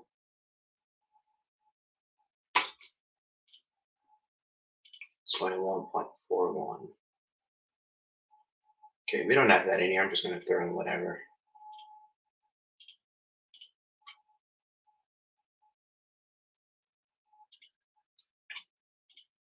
And then this one.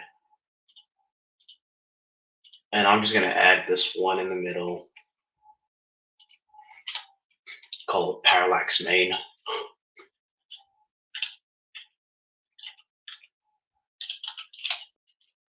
And I'm just gonna leave that there for now. Then copy this, paste it, and then drag it to the other side. That way that's in the middle. Copy, copy. And then we can change those as well.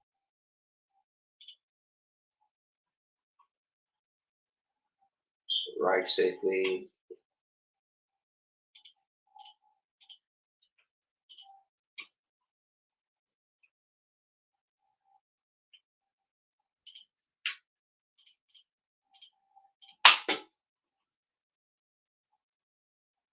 And what other images in there? This one. Now we got this heat map 24.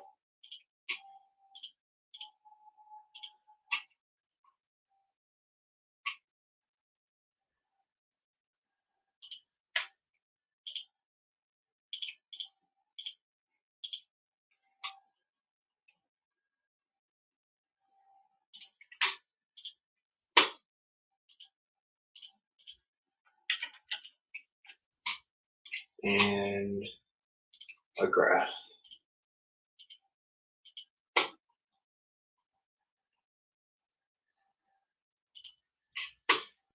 And then we have this and a map.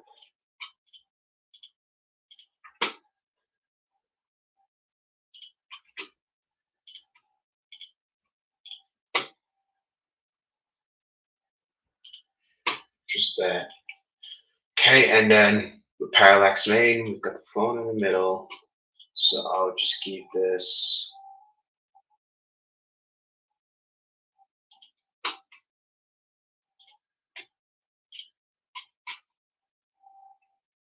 And find the phone. There it is. Now I give the image Parallax main image.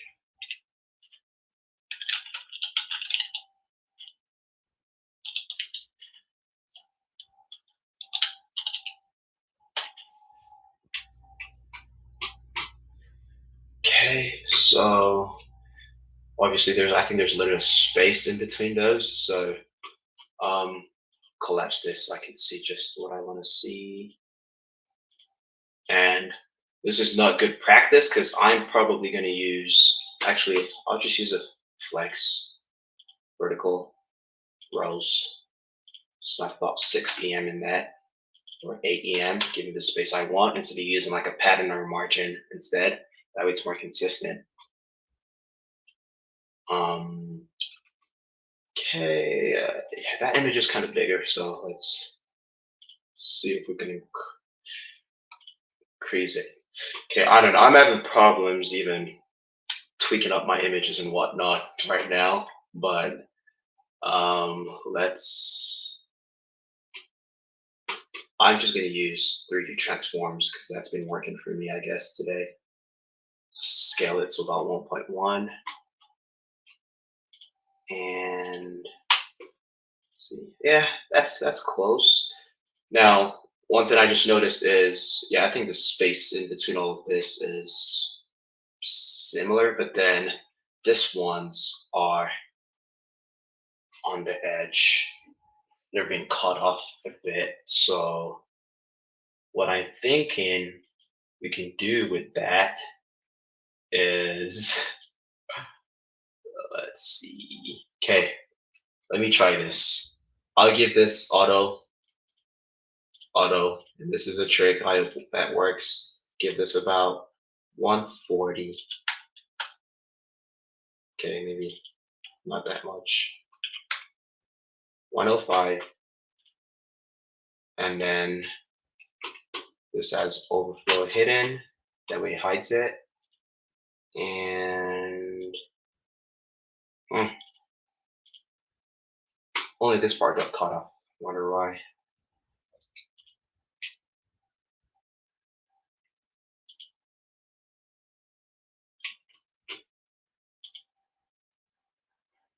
That doesn't change anything. So if use a container, maybe. Okay, so if we use,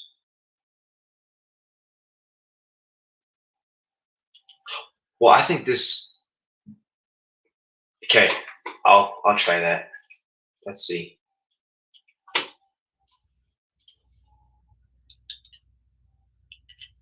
Call that Parallax container. God, we've already created like so many new classes today. Oh, give that a width of 110,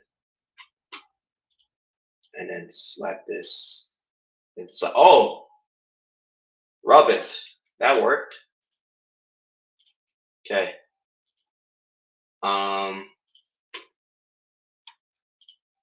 Yeah, we can leave it at its width like that. Ish. Yeah, close. Not close enough. But maybe 108. And I'll just leave it at that. Okay, now let's go figure out how to make the interaction work with the parallax, because this stays, so it's only the middle two that move.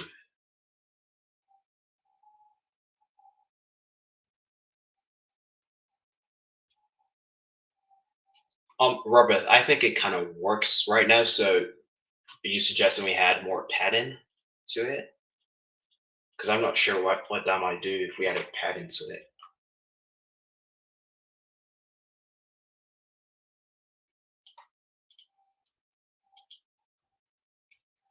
Okay. Okay, let's try to get the parallax done now. So I'll just add the parallax on this section, and then we go to our interactions section. And what we want is, while scrolling into view, and we're gonna call this Cowboy parallax. That's the only parallax we have on here.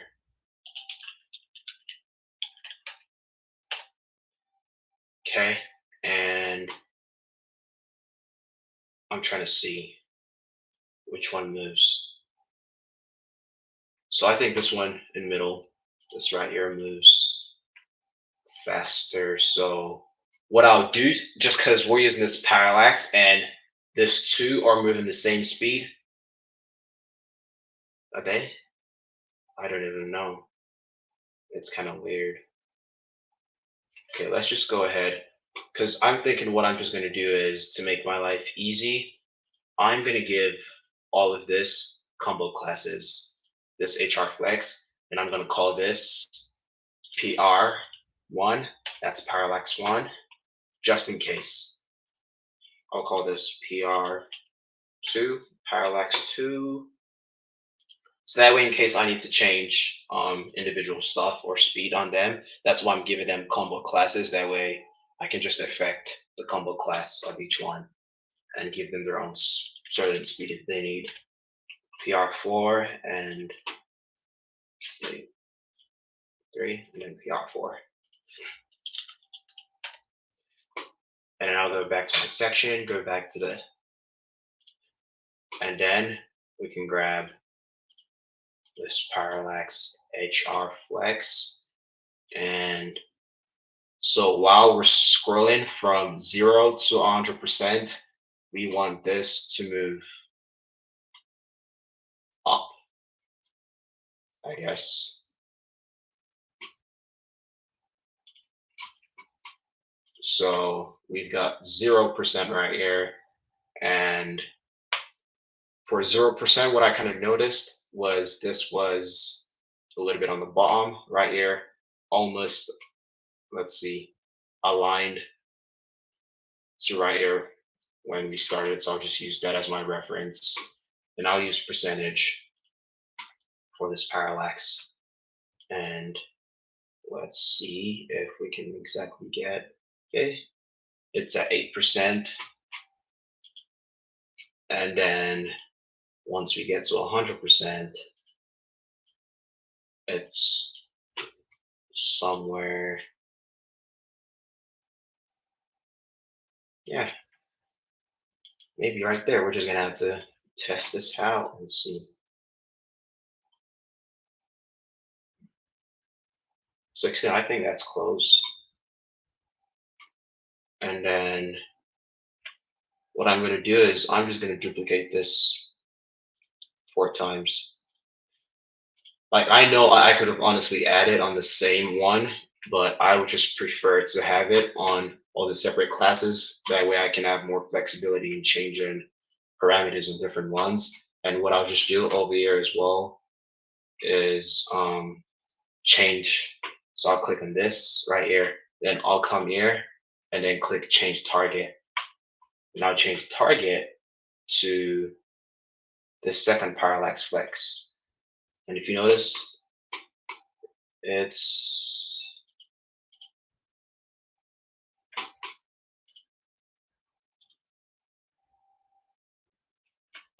oh, it's supposed to be the third one. So change target and select this third one. And now we've changed the target of this one. And then we can just add the move down here on the bottom as well. And then it can come back and say, when this is at 0, it's probably at like maybe -4%.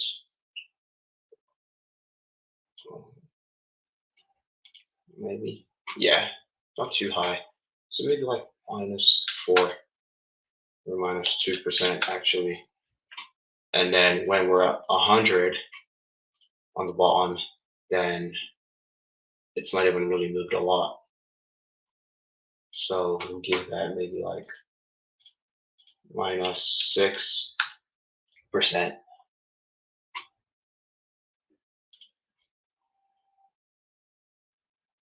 And when we're done, we're gonna add some smooth into this. That way we can actually see it be smooth once it's live. But I think that does it a bit. And then I'll click this right here and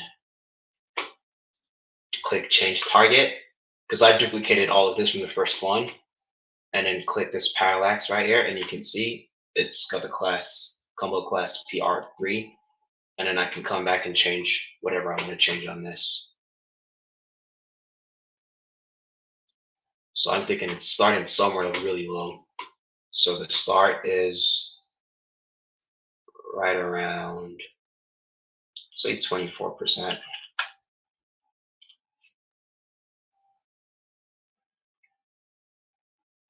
And it only goes up. Let's give it a move right here. We're going to change the target as well. It's this. And then the move. Yeah, think about 0%. Oh, not even that much. So it only moves up to about 8%, I think. So yeah, that's kind of like why I separated all of this with combo classes, is so I can specifically choose different parameters instead of just using all of them in the same class, having them at the same speed and whatnot. So we'll see how that plays out. Hopefully it works as I imagined. And then this, the first one started at 8. So I'm guessing this one, which is the last one right here, could probably start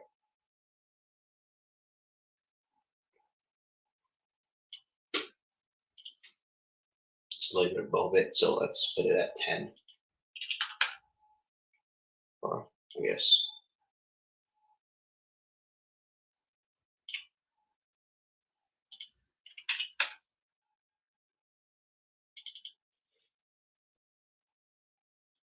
I'm confused on that one at this point, but let's see what it looks like at the end. Wait, no, it starts super low. Yeah. So 100%, it's at 10. And then it moves up a tad bit. So where's one at? So probably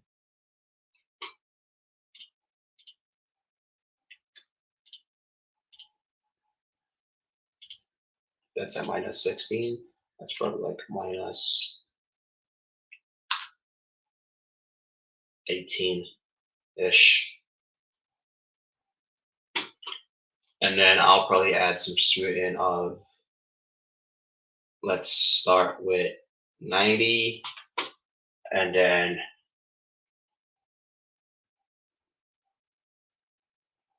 yeah, that's close to what we have. If we add more sections on the bottom, then it would kind of like,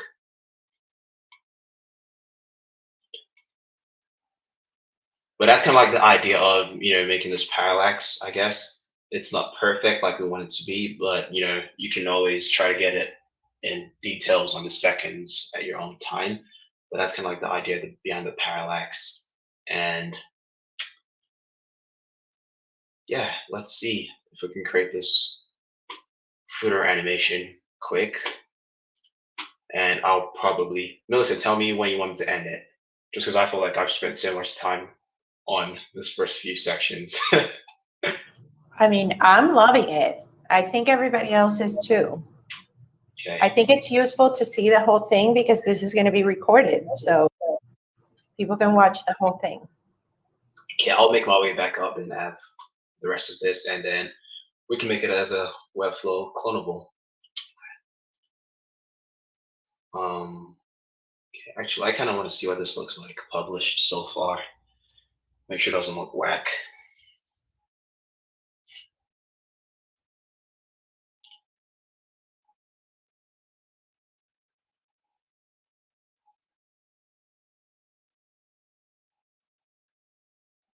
Okay, so I think we're kind of doing all right. This is smaller than, this is bigger than what we're supposed to have, so I'll probably use that.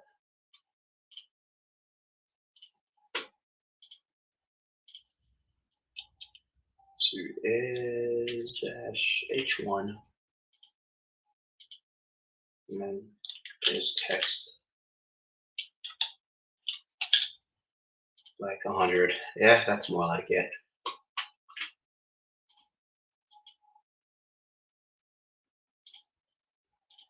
Yeah, I know, Robert. I don't know why I'm trying to get it like pixel perfect. It's just me.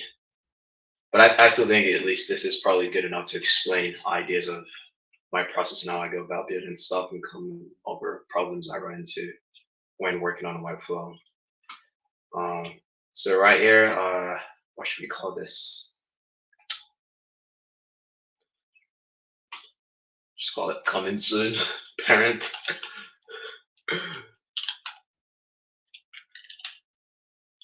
Coming soon section.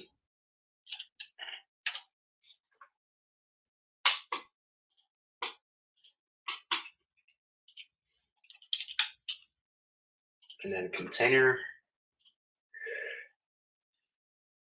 And so like I said, let me see if I take out this height.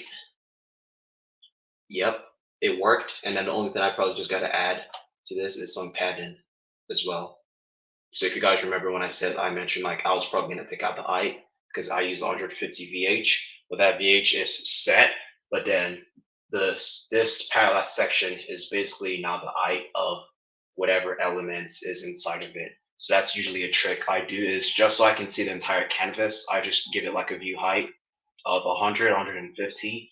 And then once I'm done building, I just change it back to auto and then give it some padding on top and bottom. That way it's actually the size of yeah, this becomes the size of whatever elements we have inside of this. So I'll probably do the same for this, give it a height of 100 VH so I can see my full canvas of building, and then when I'm done, I'll change it back to auto. Okay, so yeah, it is about 100 VH, and then I'm thinking this is probably right around 60, 65 EM height, and I'll probably use a grid for this as well. So I'll just come in here and slap in a grid. And we need 3 columns, and I'll call it come in soon grid.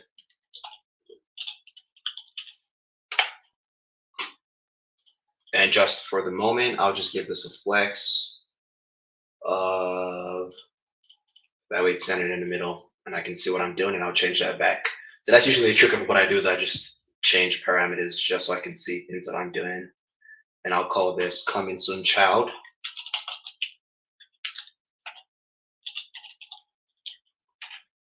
And obviously we need a background color of EFEF.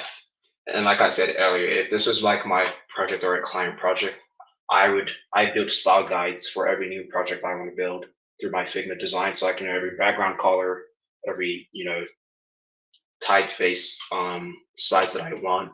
But just because of this project, that's why I'm just adding the background color straight. I usually use combo classes just to keep my work organized. And I'll give this coming soon child a height of about, start with 60 EM. That's probably close to what we have, or maybe 55. And we can see what that looks like.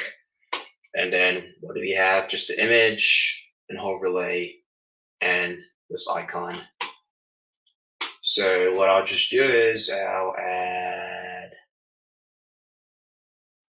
a div block. And I'll call this coming soon image parent.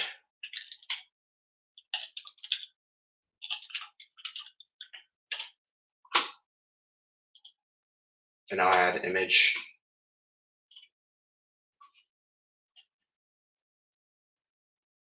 I think it was this one. And what I'll do is I'll make this relative, actually this relative.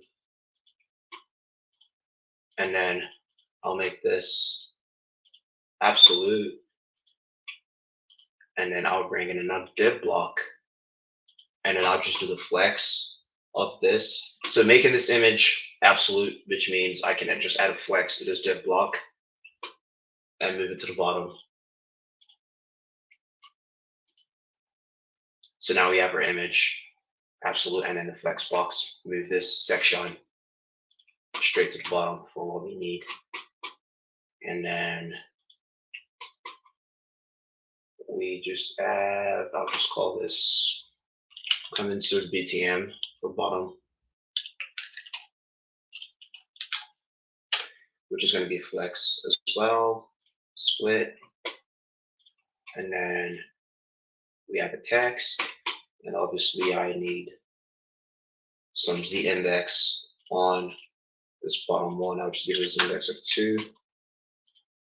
And then the text included with every bike.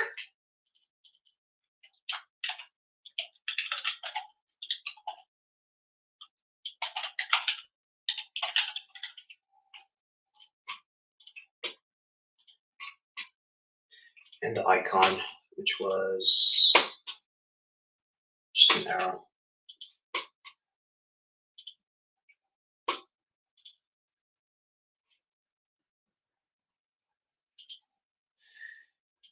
Okay, that's tweaking. If we change this, see that, okay. So that arrow is about, yeah, 2.3 EM. So maybe like 2.6. And I try to be more precise though on my own personal projects, but I think about 2.4 is gonna work for that. And then this is probably like an H6 or H5.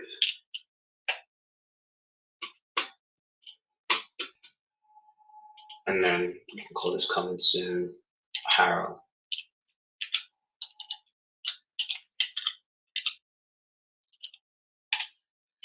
And then just invert. It's crazy that that's invert all the icons we've been working with. And I'll use CSS Peeper, see how much padding they have on this. Oh, it doesn't tell me. That's weird. Well, there's some padding, I guess, somewhere in this. So I'll just use this to add. Okay. So what I noticed is this parent is not becoming the full height of this. So I'll give this parent image a height of its parent of 100%. And then I'll give this image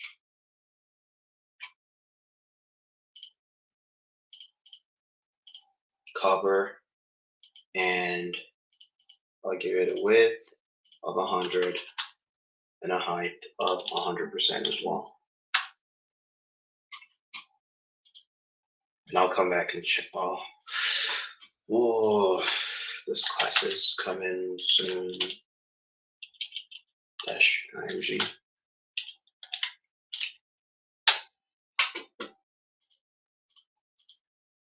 And I'll just give this coming soon child the padding at this point. And I use Shift Alt, just pulling on my padding at once.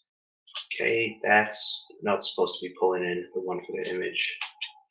So why is that doing that? Because that's absolute.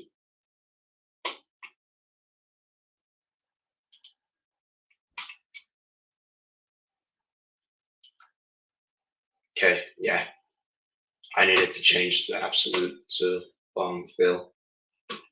That's why I was making that change. So I think a pattern about 1.6, 1.4 looks good on that. And then looks like there's an image overlay on that. So okay,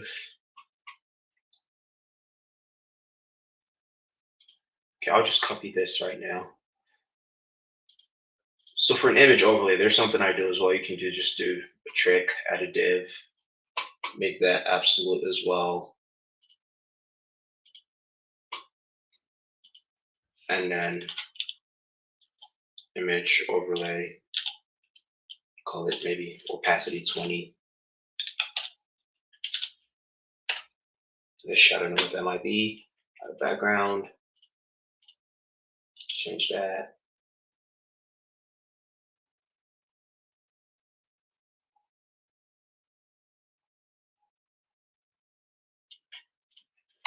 And then we'll leave it like your image overlay on there, which you can use anytime. And then just copy this child 3 times. Actually, before copying this, I think I should work on the animation first. That way, I could just copy everything with the animation. So the animation is the overlay goes darker. So what I'll probably do is come back to this overlay and make it 100% black, and then change the opacity right here. That way I can change the opacity in the interactions to make it darker. So yeah, or 10.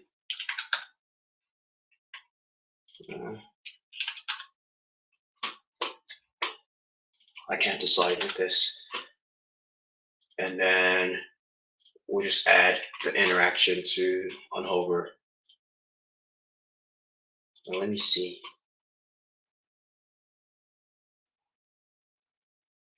Okay, it's just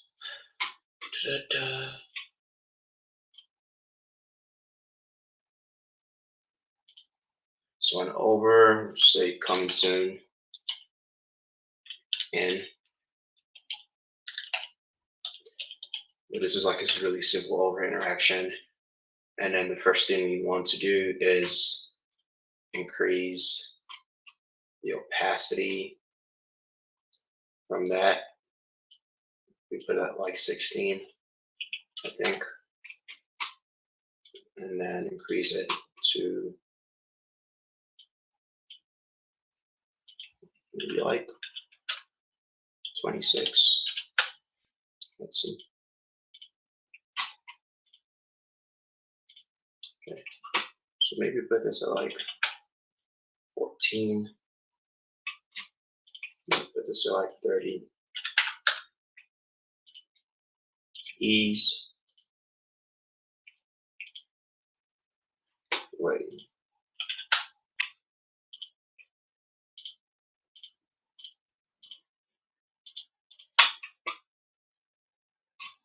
Actually, that's darker.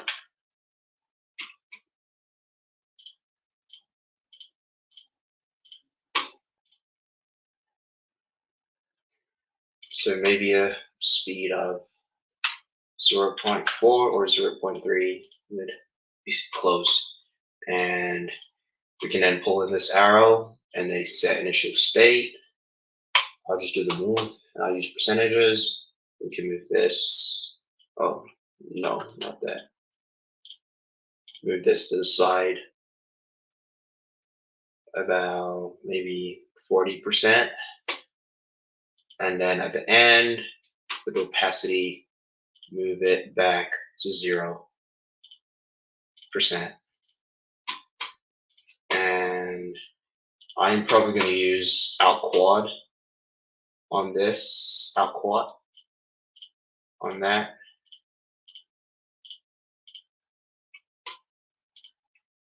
And I'll just add opacity. So I'm clicking on this, add an opacity, tone that down to 0. Come back here, click on the coming soon again, click the add, opacity up to 100, and I'll just add ease, see what that looks like at 0.5. Yeah. I think this could be faster. So I'll just click both, add it at 0.4. Yeah, now that's close. That's what we have. And then for my overhaul, what I'll just do is select action, start animation, and then this same coming soon, I click on this and then duplicate it. And then I click on this, the coming soon 2, click on the settings and go back and edit this because that's the animation for when we hover out. And then what I do once we over out is I click on this one, which was the initial state, because we're going to go from initial state, we're going to go back to the initial state, and I click all of it using shift, and then I unselect initial state. Then I easily just click on opacity right here and see what do I have. I have my opacity at 40 and I had it at 14 right here. So the only thing I got to change is change the ease in and change the duration. That way it's exactly the same. So I just change it back to ease, 0.4. I look at the comments and arrow. It's on 0. What's the opacity at? Ease 0.4 as well. And then for the move, we have out quad back to -40 at 0.4. And then don't forget to delete this one on the bottom.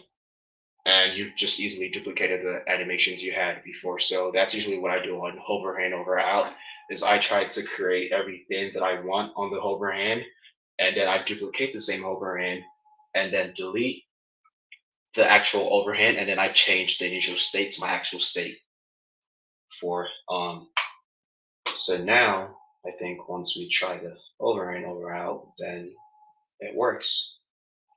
And I'm guessing this is a link, so we can just easily change this to a link block, and now we have the arrow that pops up on there. And just copy this, duplicate this 3 times, and there we go. Oh, I just noticed this. There's a coming soon on top of this right here, which I totally ignored.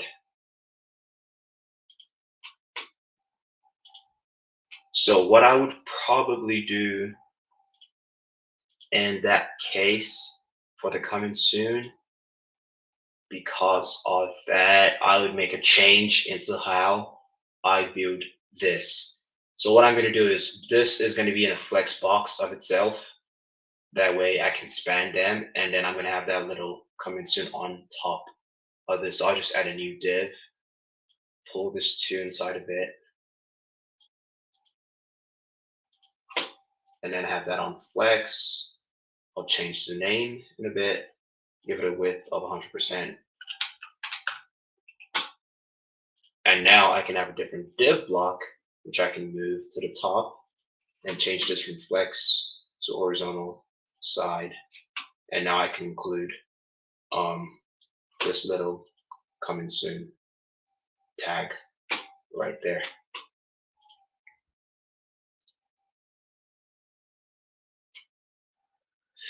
Oh, I just noticed something. Because I'm using the same class on all of this, I would just probably duplicate the coming soon one on here. So sorry, my brain just kind of froze because I made a mistake. So move this to the top.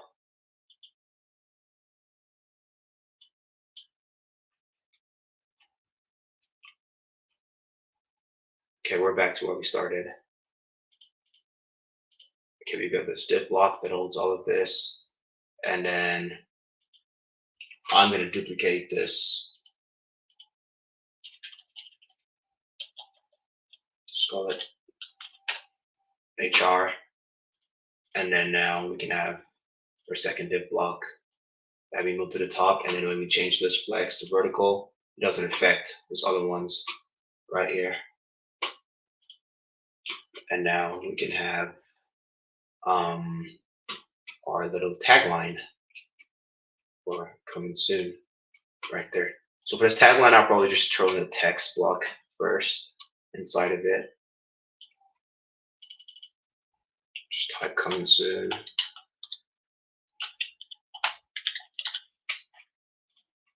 And I'll rename it in a bit as well.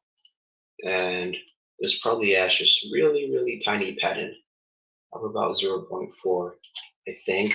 And the text is smaller. So I'll refer back to my style guide to see what combo class I can use for a very tiny text. And I think that text is about, if I use the CSS peeper, about 10 pixels. And this is the best I have is text extra small. So I'm just going to use that.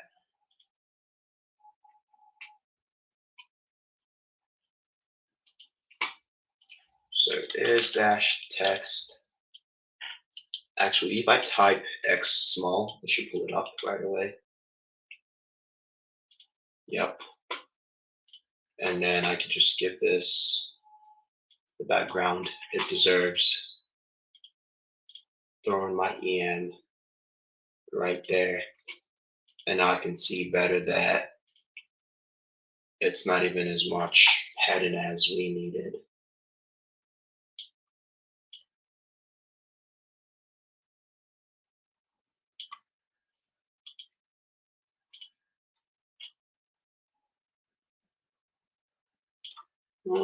Yeah, I think that's close enough to what we have. And then this text black 100. Okay, now I'm wondering what's happening with this. Oh, I put 1,000%. What is wrong with me? And I'm gonna change this div block name to oh, I'm struggling with the names right now. Coming soon caption.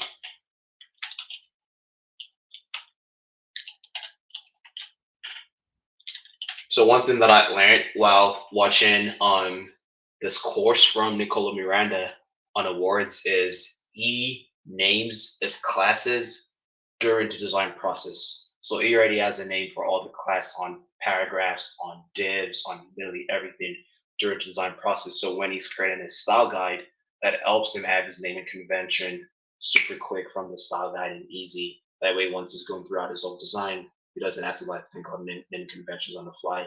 He just makes all the names while he's building the Figma file. So that's something you know, that we can try as well while building our Webflow projects is just having our naming conventions while building our projects. And I'll delete this, copy and paste this, and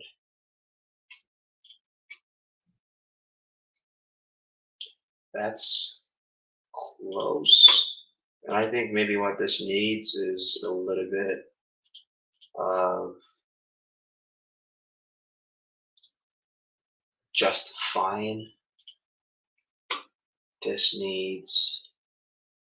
Raul said he doesn't name layers unless it's in shared. Oh, we don't even have a name for this div block. God. Coming soon.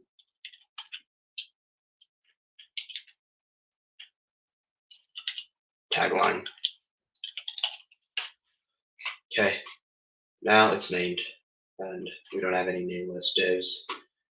And then I would probably, I want this to be more center line. So yeah, that's what I was missing. And I'll probably, yeah, I think that looks great. Now all I gotta do is change the pictures to a phone and a bicycle.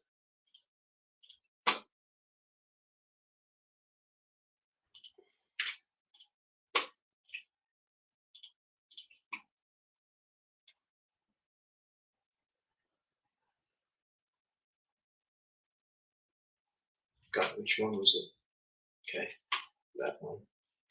I don't know. I kind of feel bad watching this. I hope none of my clients are seeing this because then they can kind of like see how fast we could probably build a Webflow project. And I'm sitting here telling them, well, this is going to take me 8 weeks. My client probably has his jaw like, ha, if he's watching this right now. They're going to be like, Carter, you lied to us. Well, we can tell them like the price for 8 weeks is this. The price for doing 2 hours is this plus 10. What do you prefer? Oh, I know that's honestly why I never do hourly when people reach out to me for projects. Actually, is I tell them hourly is not going to be beneficial to either me or you because if it takes me a short period of time, that's not doing me any benefit. But if it takes me too long, then is it fine if I charge you more? If it takes me 300 hours, do you agree that if you charge me 300 hours, then they go, no, all right, let's have a fixed budget. So I prefer working around fixed budgets than hourly just for. Yeah, I did hourly in the past as well, and it's like a double-edged sword. Like, okay, it sounds fair, but if you're good and you're fast, you're punished by that because you are punished. Less hours, yeah, less hours, so you earn less, so you're punished by that. No, like just doing this Webflow party is just being like, you know, just me seeing that, yeah, hourly's never been worth it, never been worth it. Because it's like if I tell my client, oh, in like what 2.5 hours, we at least have like this first line and page done. They're like, well, why are you charging me this then? Why are you telling me it's gonna take me 8 weeks? Yeah. Okay. So we're missing this part right here. So Cowboy at your service. So honestly, that's usually how I work. Sometimes is whichever is most complicated, I do first, and then go back to build whatever else I have.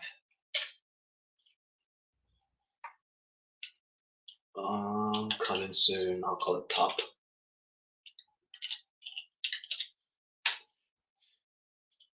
And I think if we just use a flex for this, it would work perfect because all we have is a small text, a bigger text, and the button, which we can just copy from right there, I guess.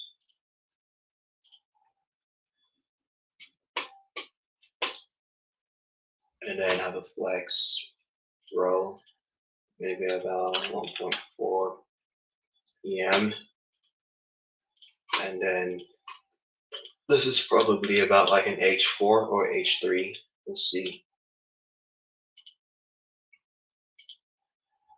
The network. And I'm going to use the CH trick.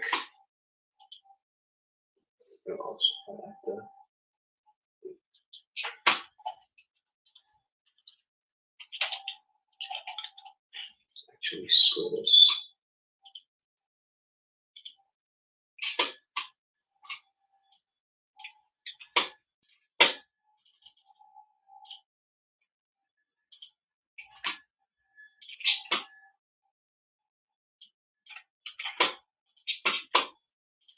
I hate when people prevent you from copying on their website. Like, come on, my guy, just let me have it. And probably just one EM is fine. And then I'm going to try the CH trick with this. Let's see if that works. Okay. Wait, was it Rahul that gave us the CH trick or Robert? I think it was one of both. But honestly, whoever gave me that CH trick, Diego, thank you very much. This has literally changed my life today. If I learned anything, I learned about the CH trick. Yeah, no worries. Yeah, so I think about 42, give it a little bit of space, would work fine. And I think I'm at the point where I'm just gonna take out the colors on my background, and I'll just create a new div real quick, just so I can hurry up. Call this BG White, which is gonna be my combo glass. Boom. Create another one. BG Black.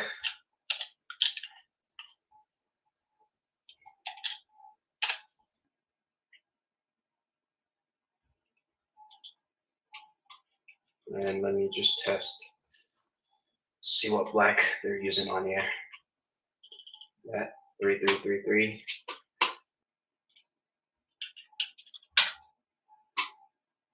Okay, and now I can just come back to my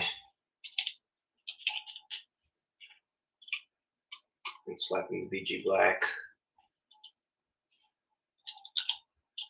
text. It's white.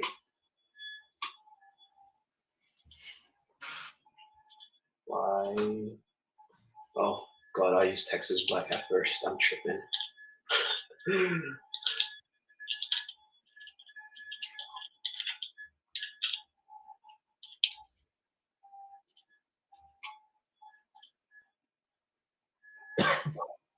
And then we can change this to BG White.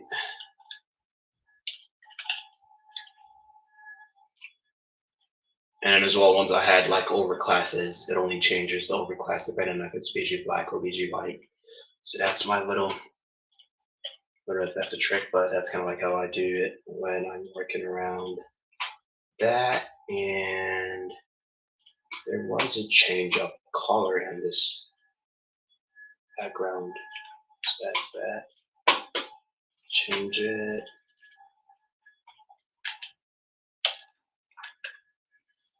Okay. And for this, I'll typically add a flex, but I'm lazy right now, so the margin it is.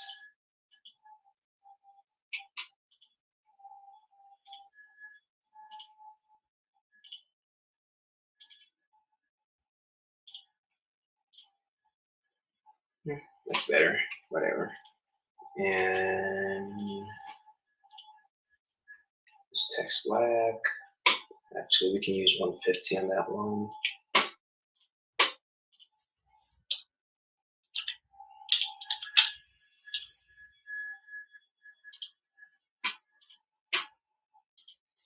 Okay.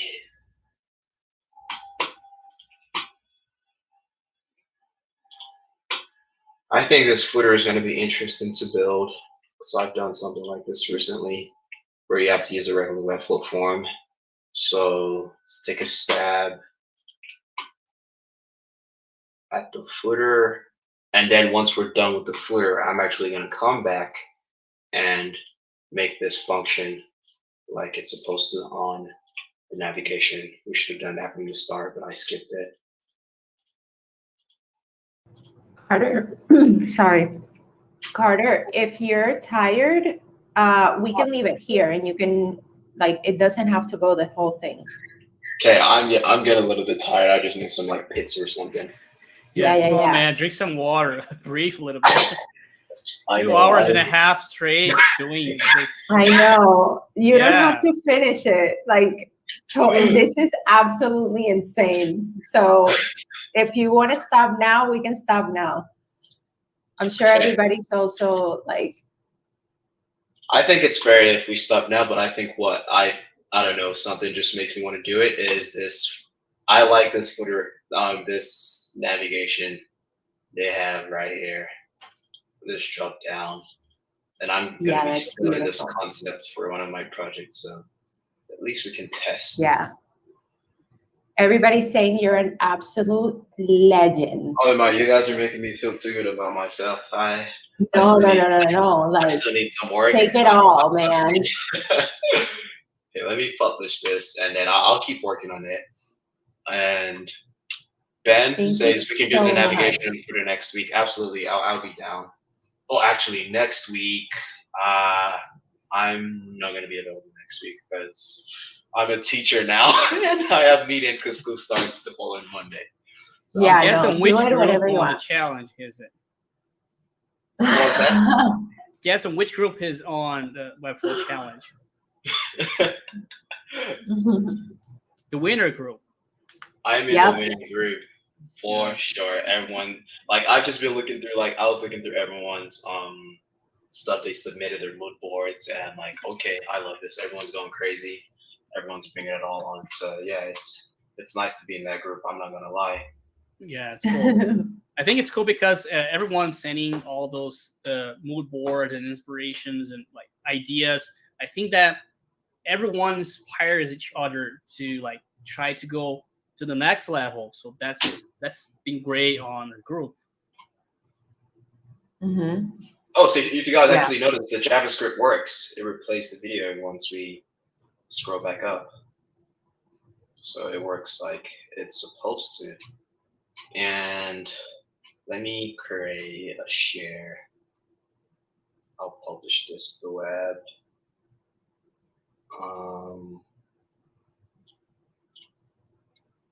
And then I'll send it to the Webflow party, and we'll see. You know, you can maybe put it on the YouTube as part of resources. I gotta figure out a better way to collect resources all together and stuff. So yeah, people, I hope I've been a great teacher today. Wow. Congratulations, guys. Okay. You're awesome, Carter. Standing ovation. And thank you guys for being so patient. Like you guys have been like the most patient group of people to like hang out with. So No. it's Like, been how great. could we not? Thank you so much, Carter. Okay, so that was the live build. For anybody that doesn't know, Carter was building the Cowboys e-bike landing page. All the resources will be stored on Circle, so you can redo it at home. And thank you so much, Carter. Do you want to say anything? No, I just hope that because I did learn something new today as well. Like, and I just hope that everyone learns something new, and in the community when there's probably someone else hosting or doing a live build, I think we should all be open minded because at the end of the day, there's always something we don't know anything about, and I feel like just learning from people is what's kind of like helped me the most. Is not feeling like I know what I'm doing. It's like I always feel like I can always learn from someone else easily. So yeah. Just be humble. Yeah. So where can people find you? I probably can.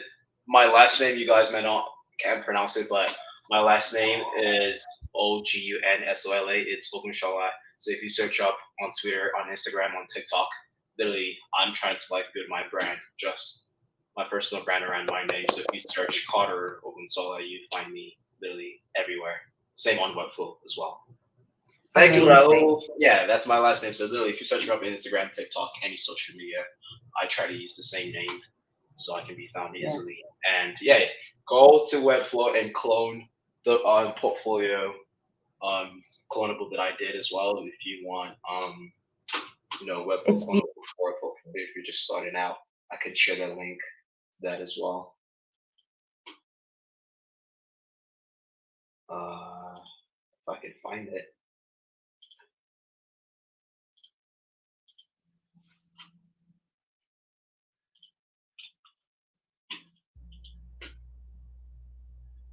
Okay, sorry, just give me 1 second. I'm trying to find this clonable. Okay, I just pasted a link as well. So that's a clonable I made when I collaborated with a designer, and that's something I could advise you guys to do. Is like recently I found a really good product designer and a web design who was actually living in Nigeria, because I'm from Nigeria. That's where I grew up. His name's Willie, and we've literally just both been collaborating on projects together.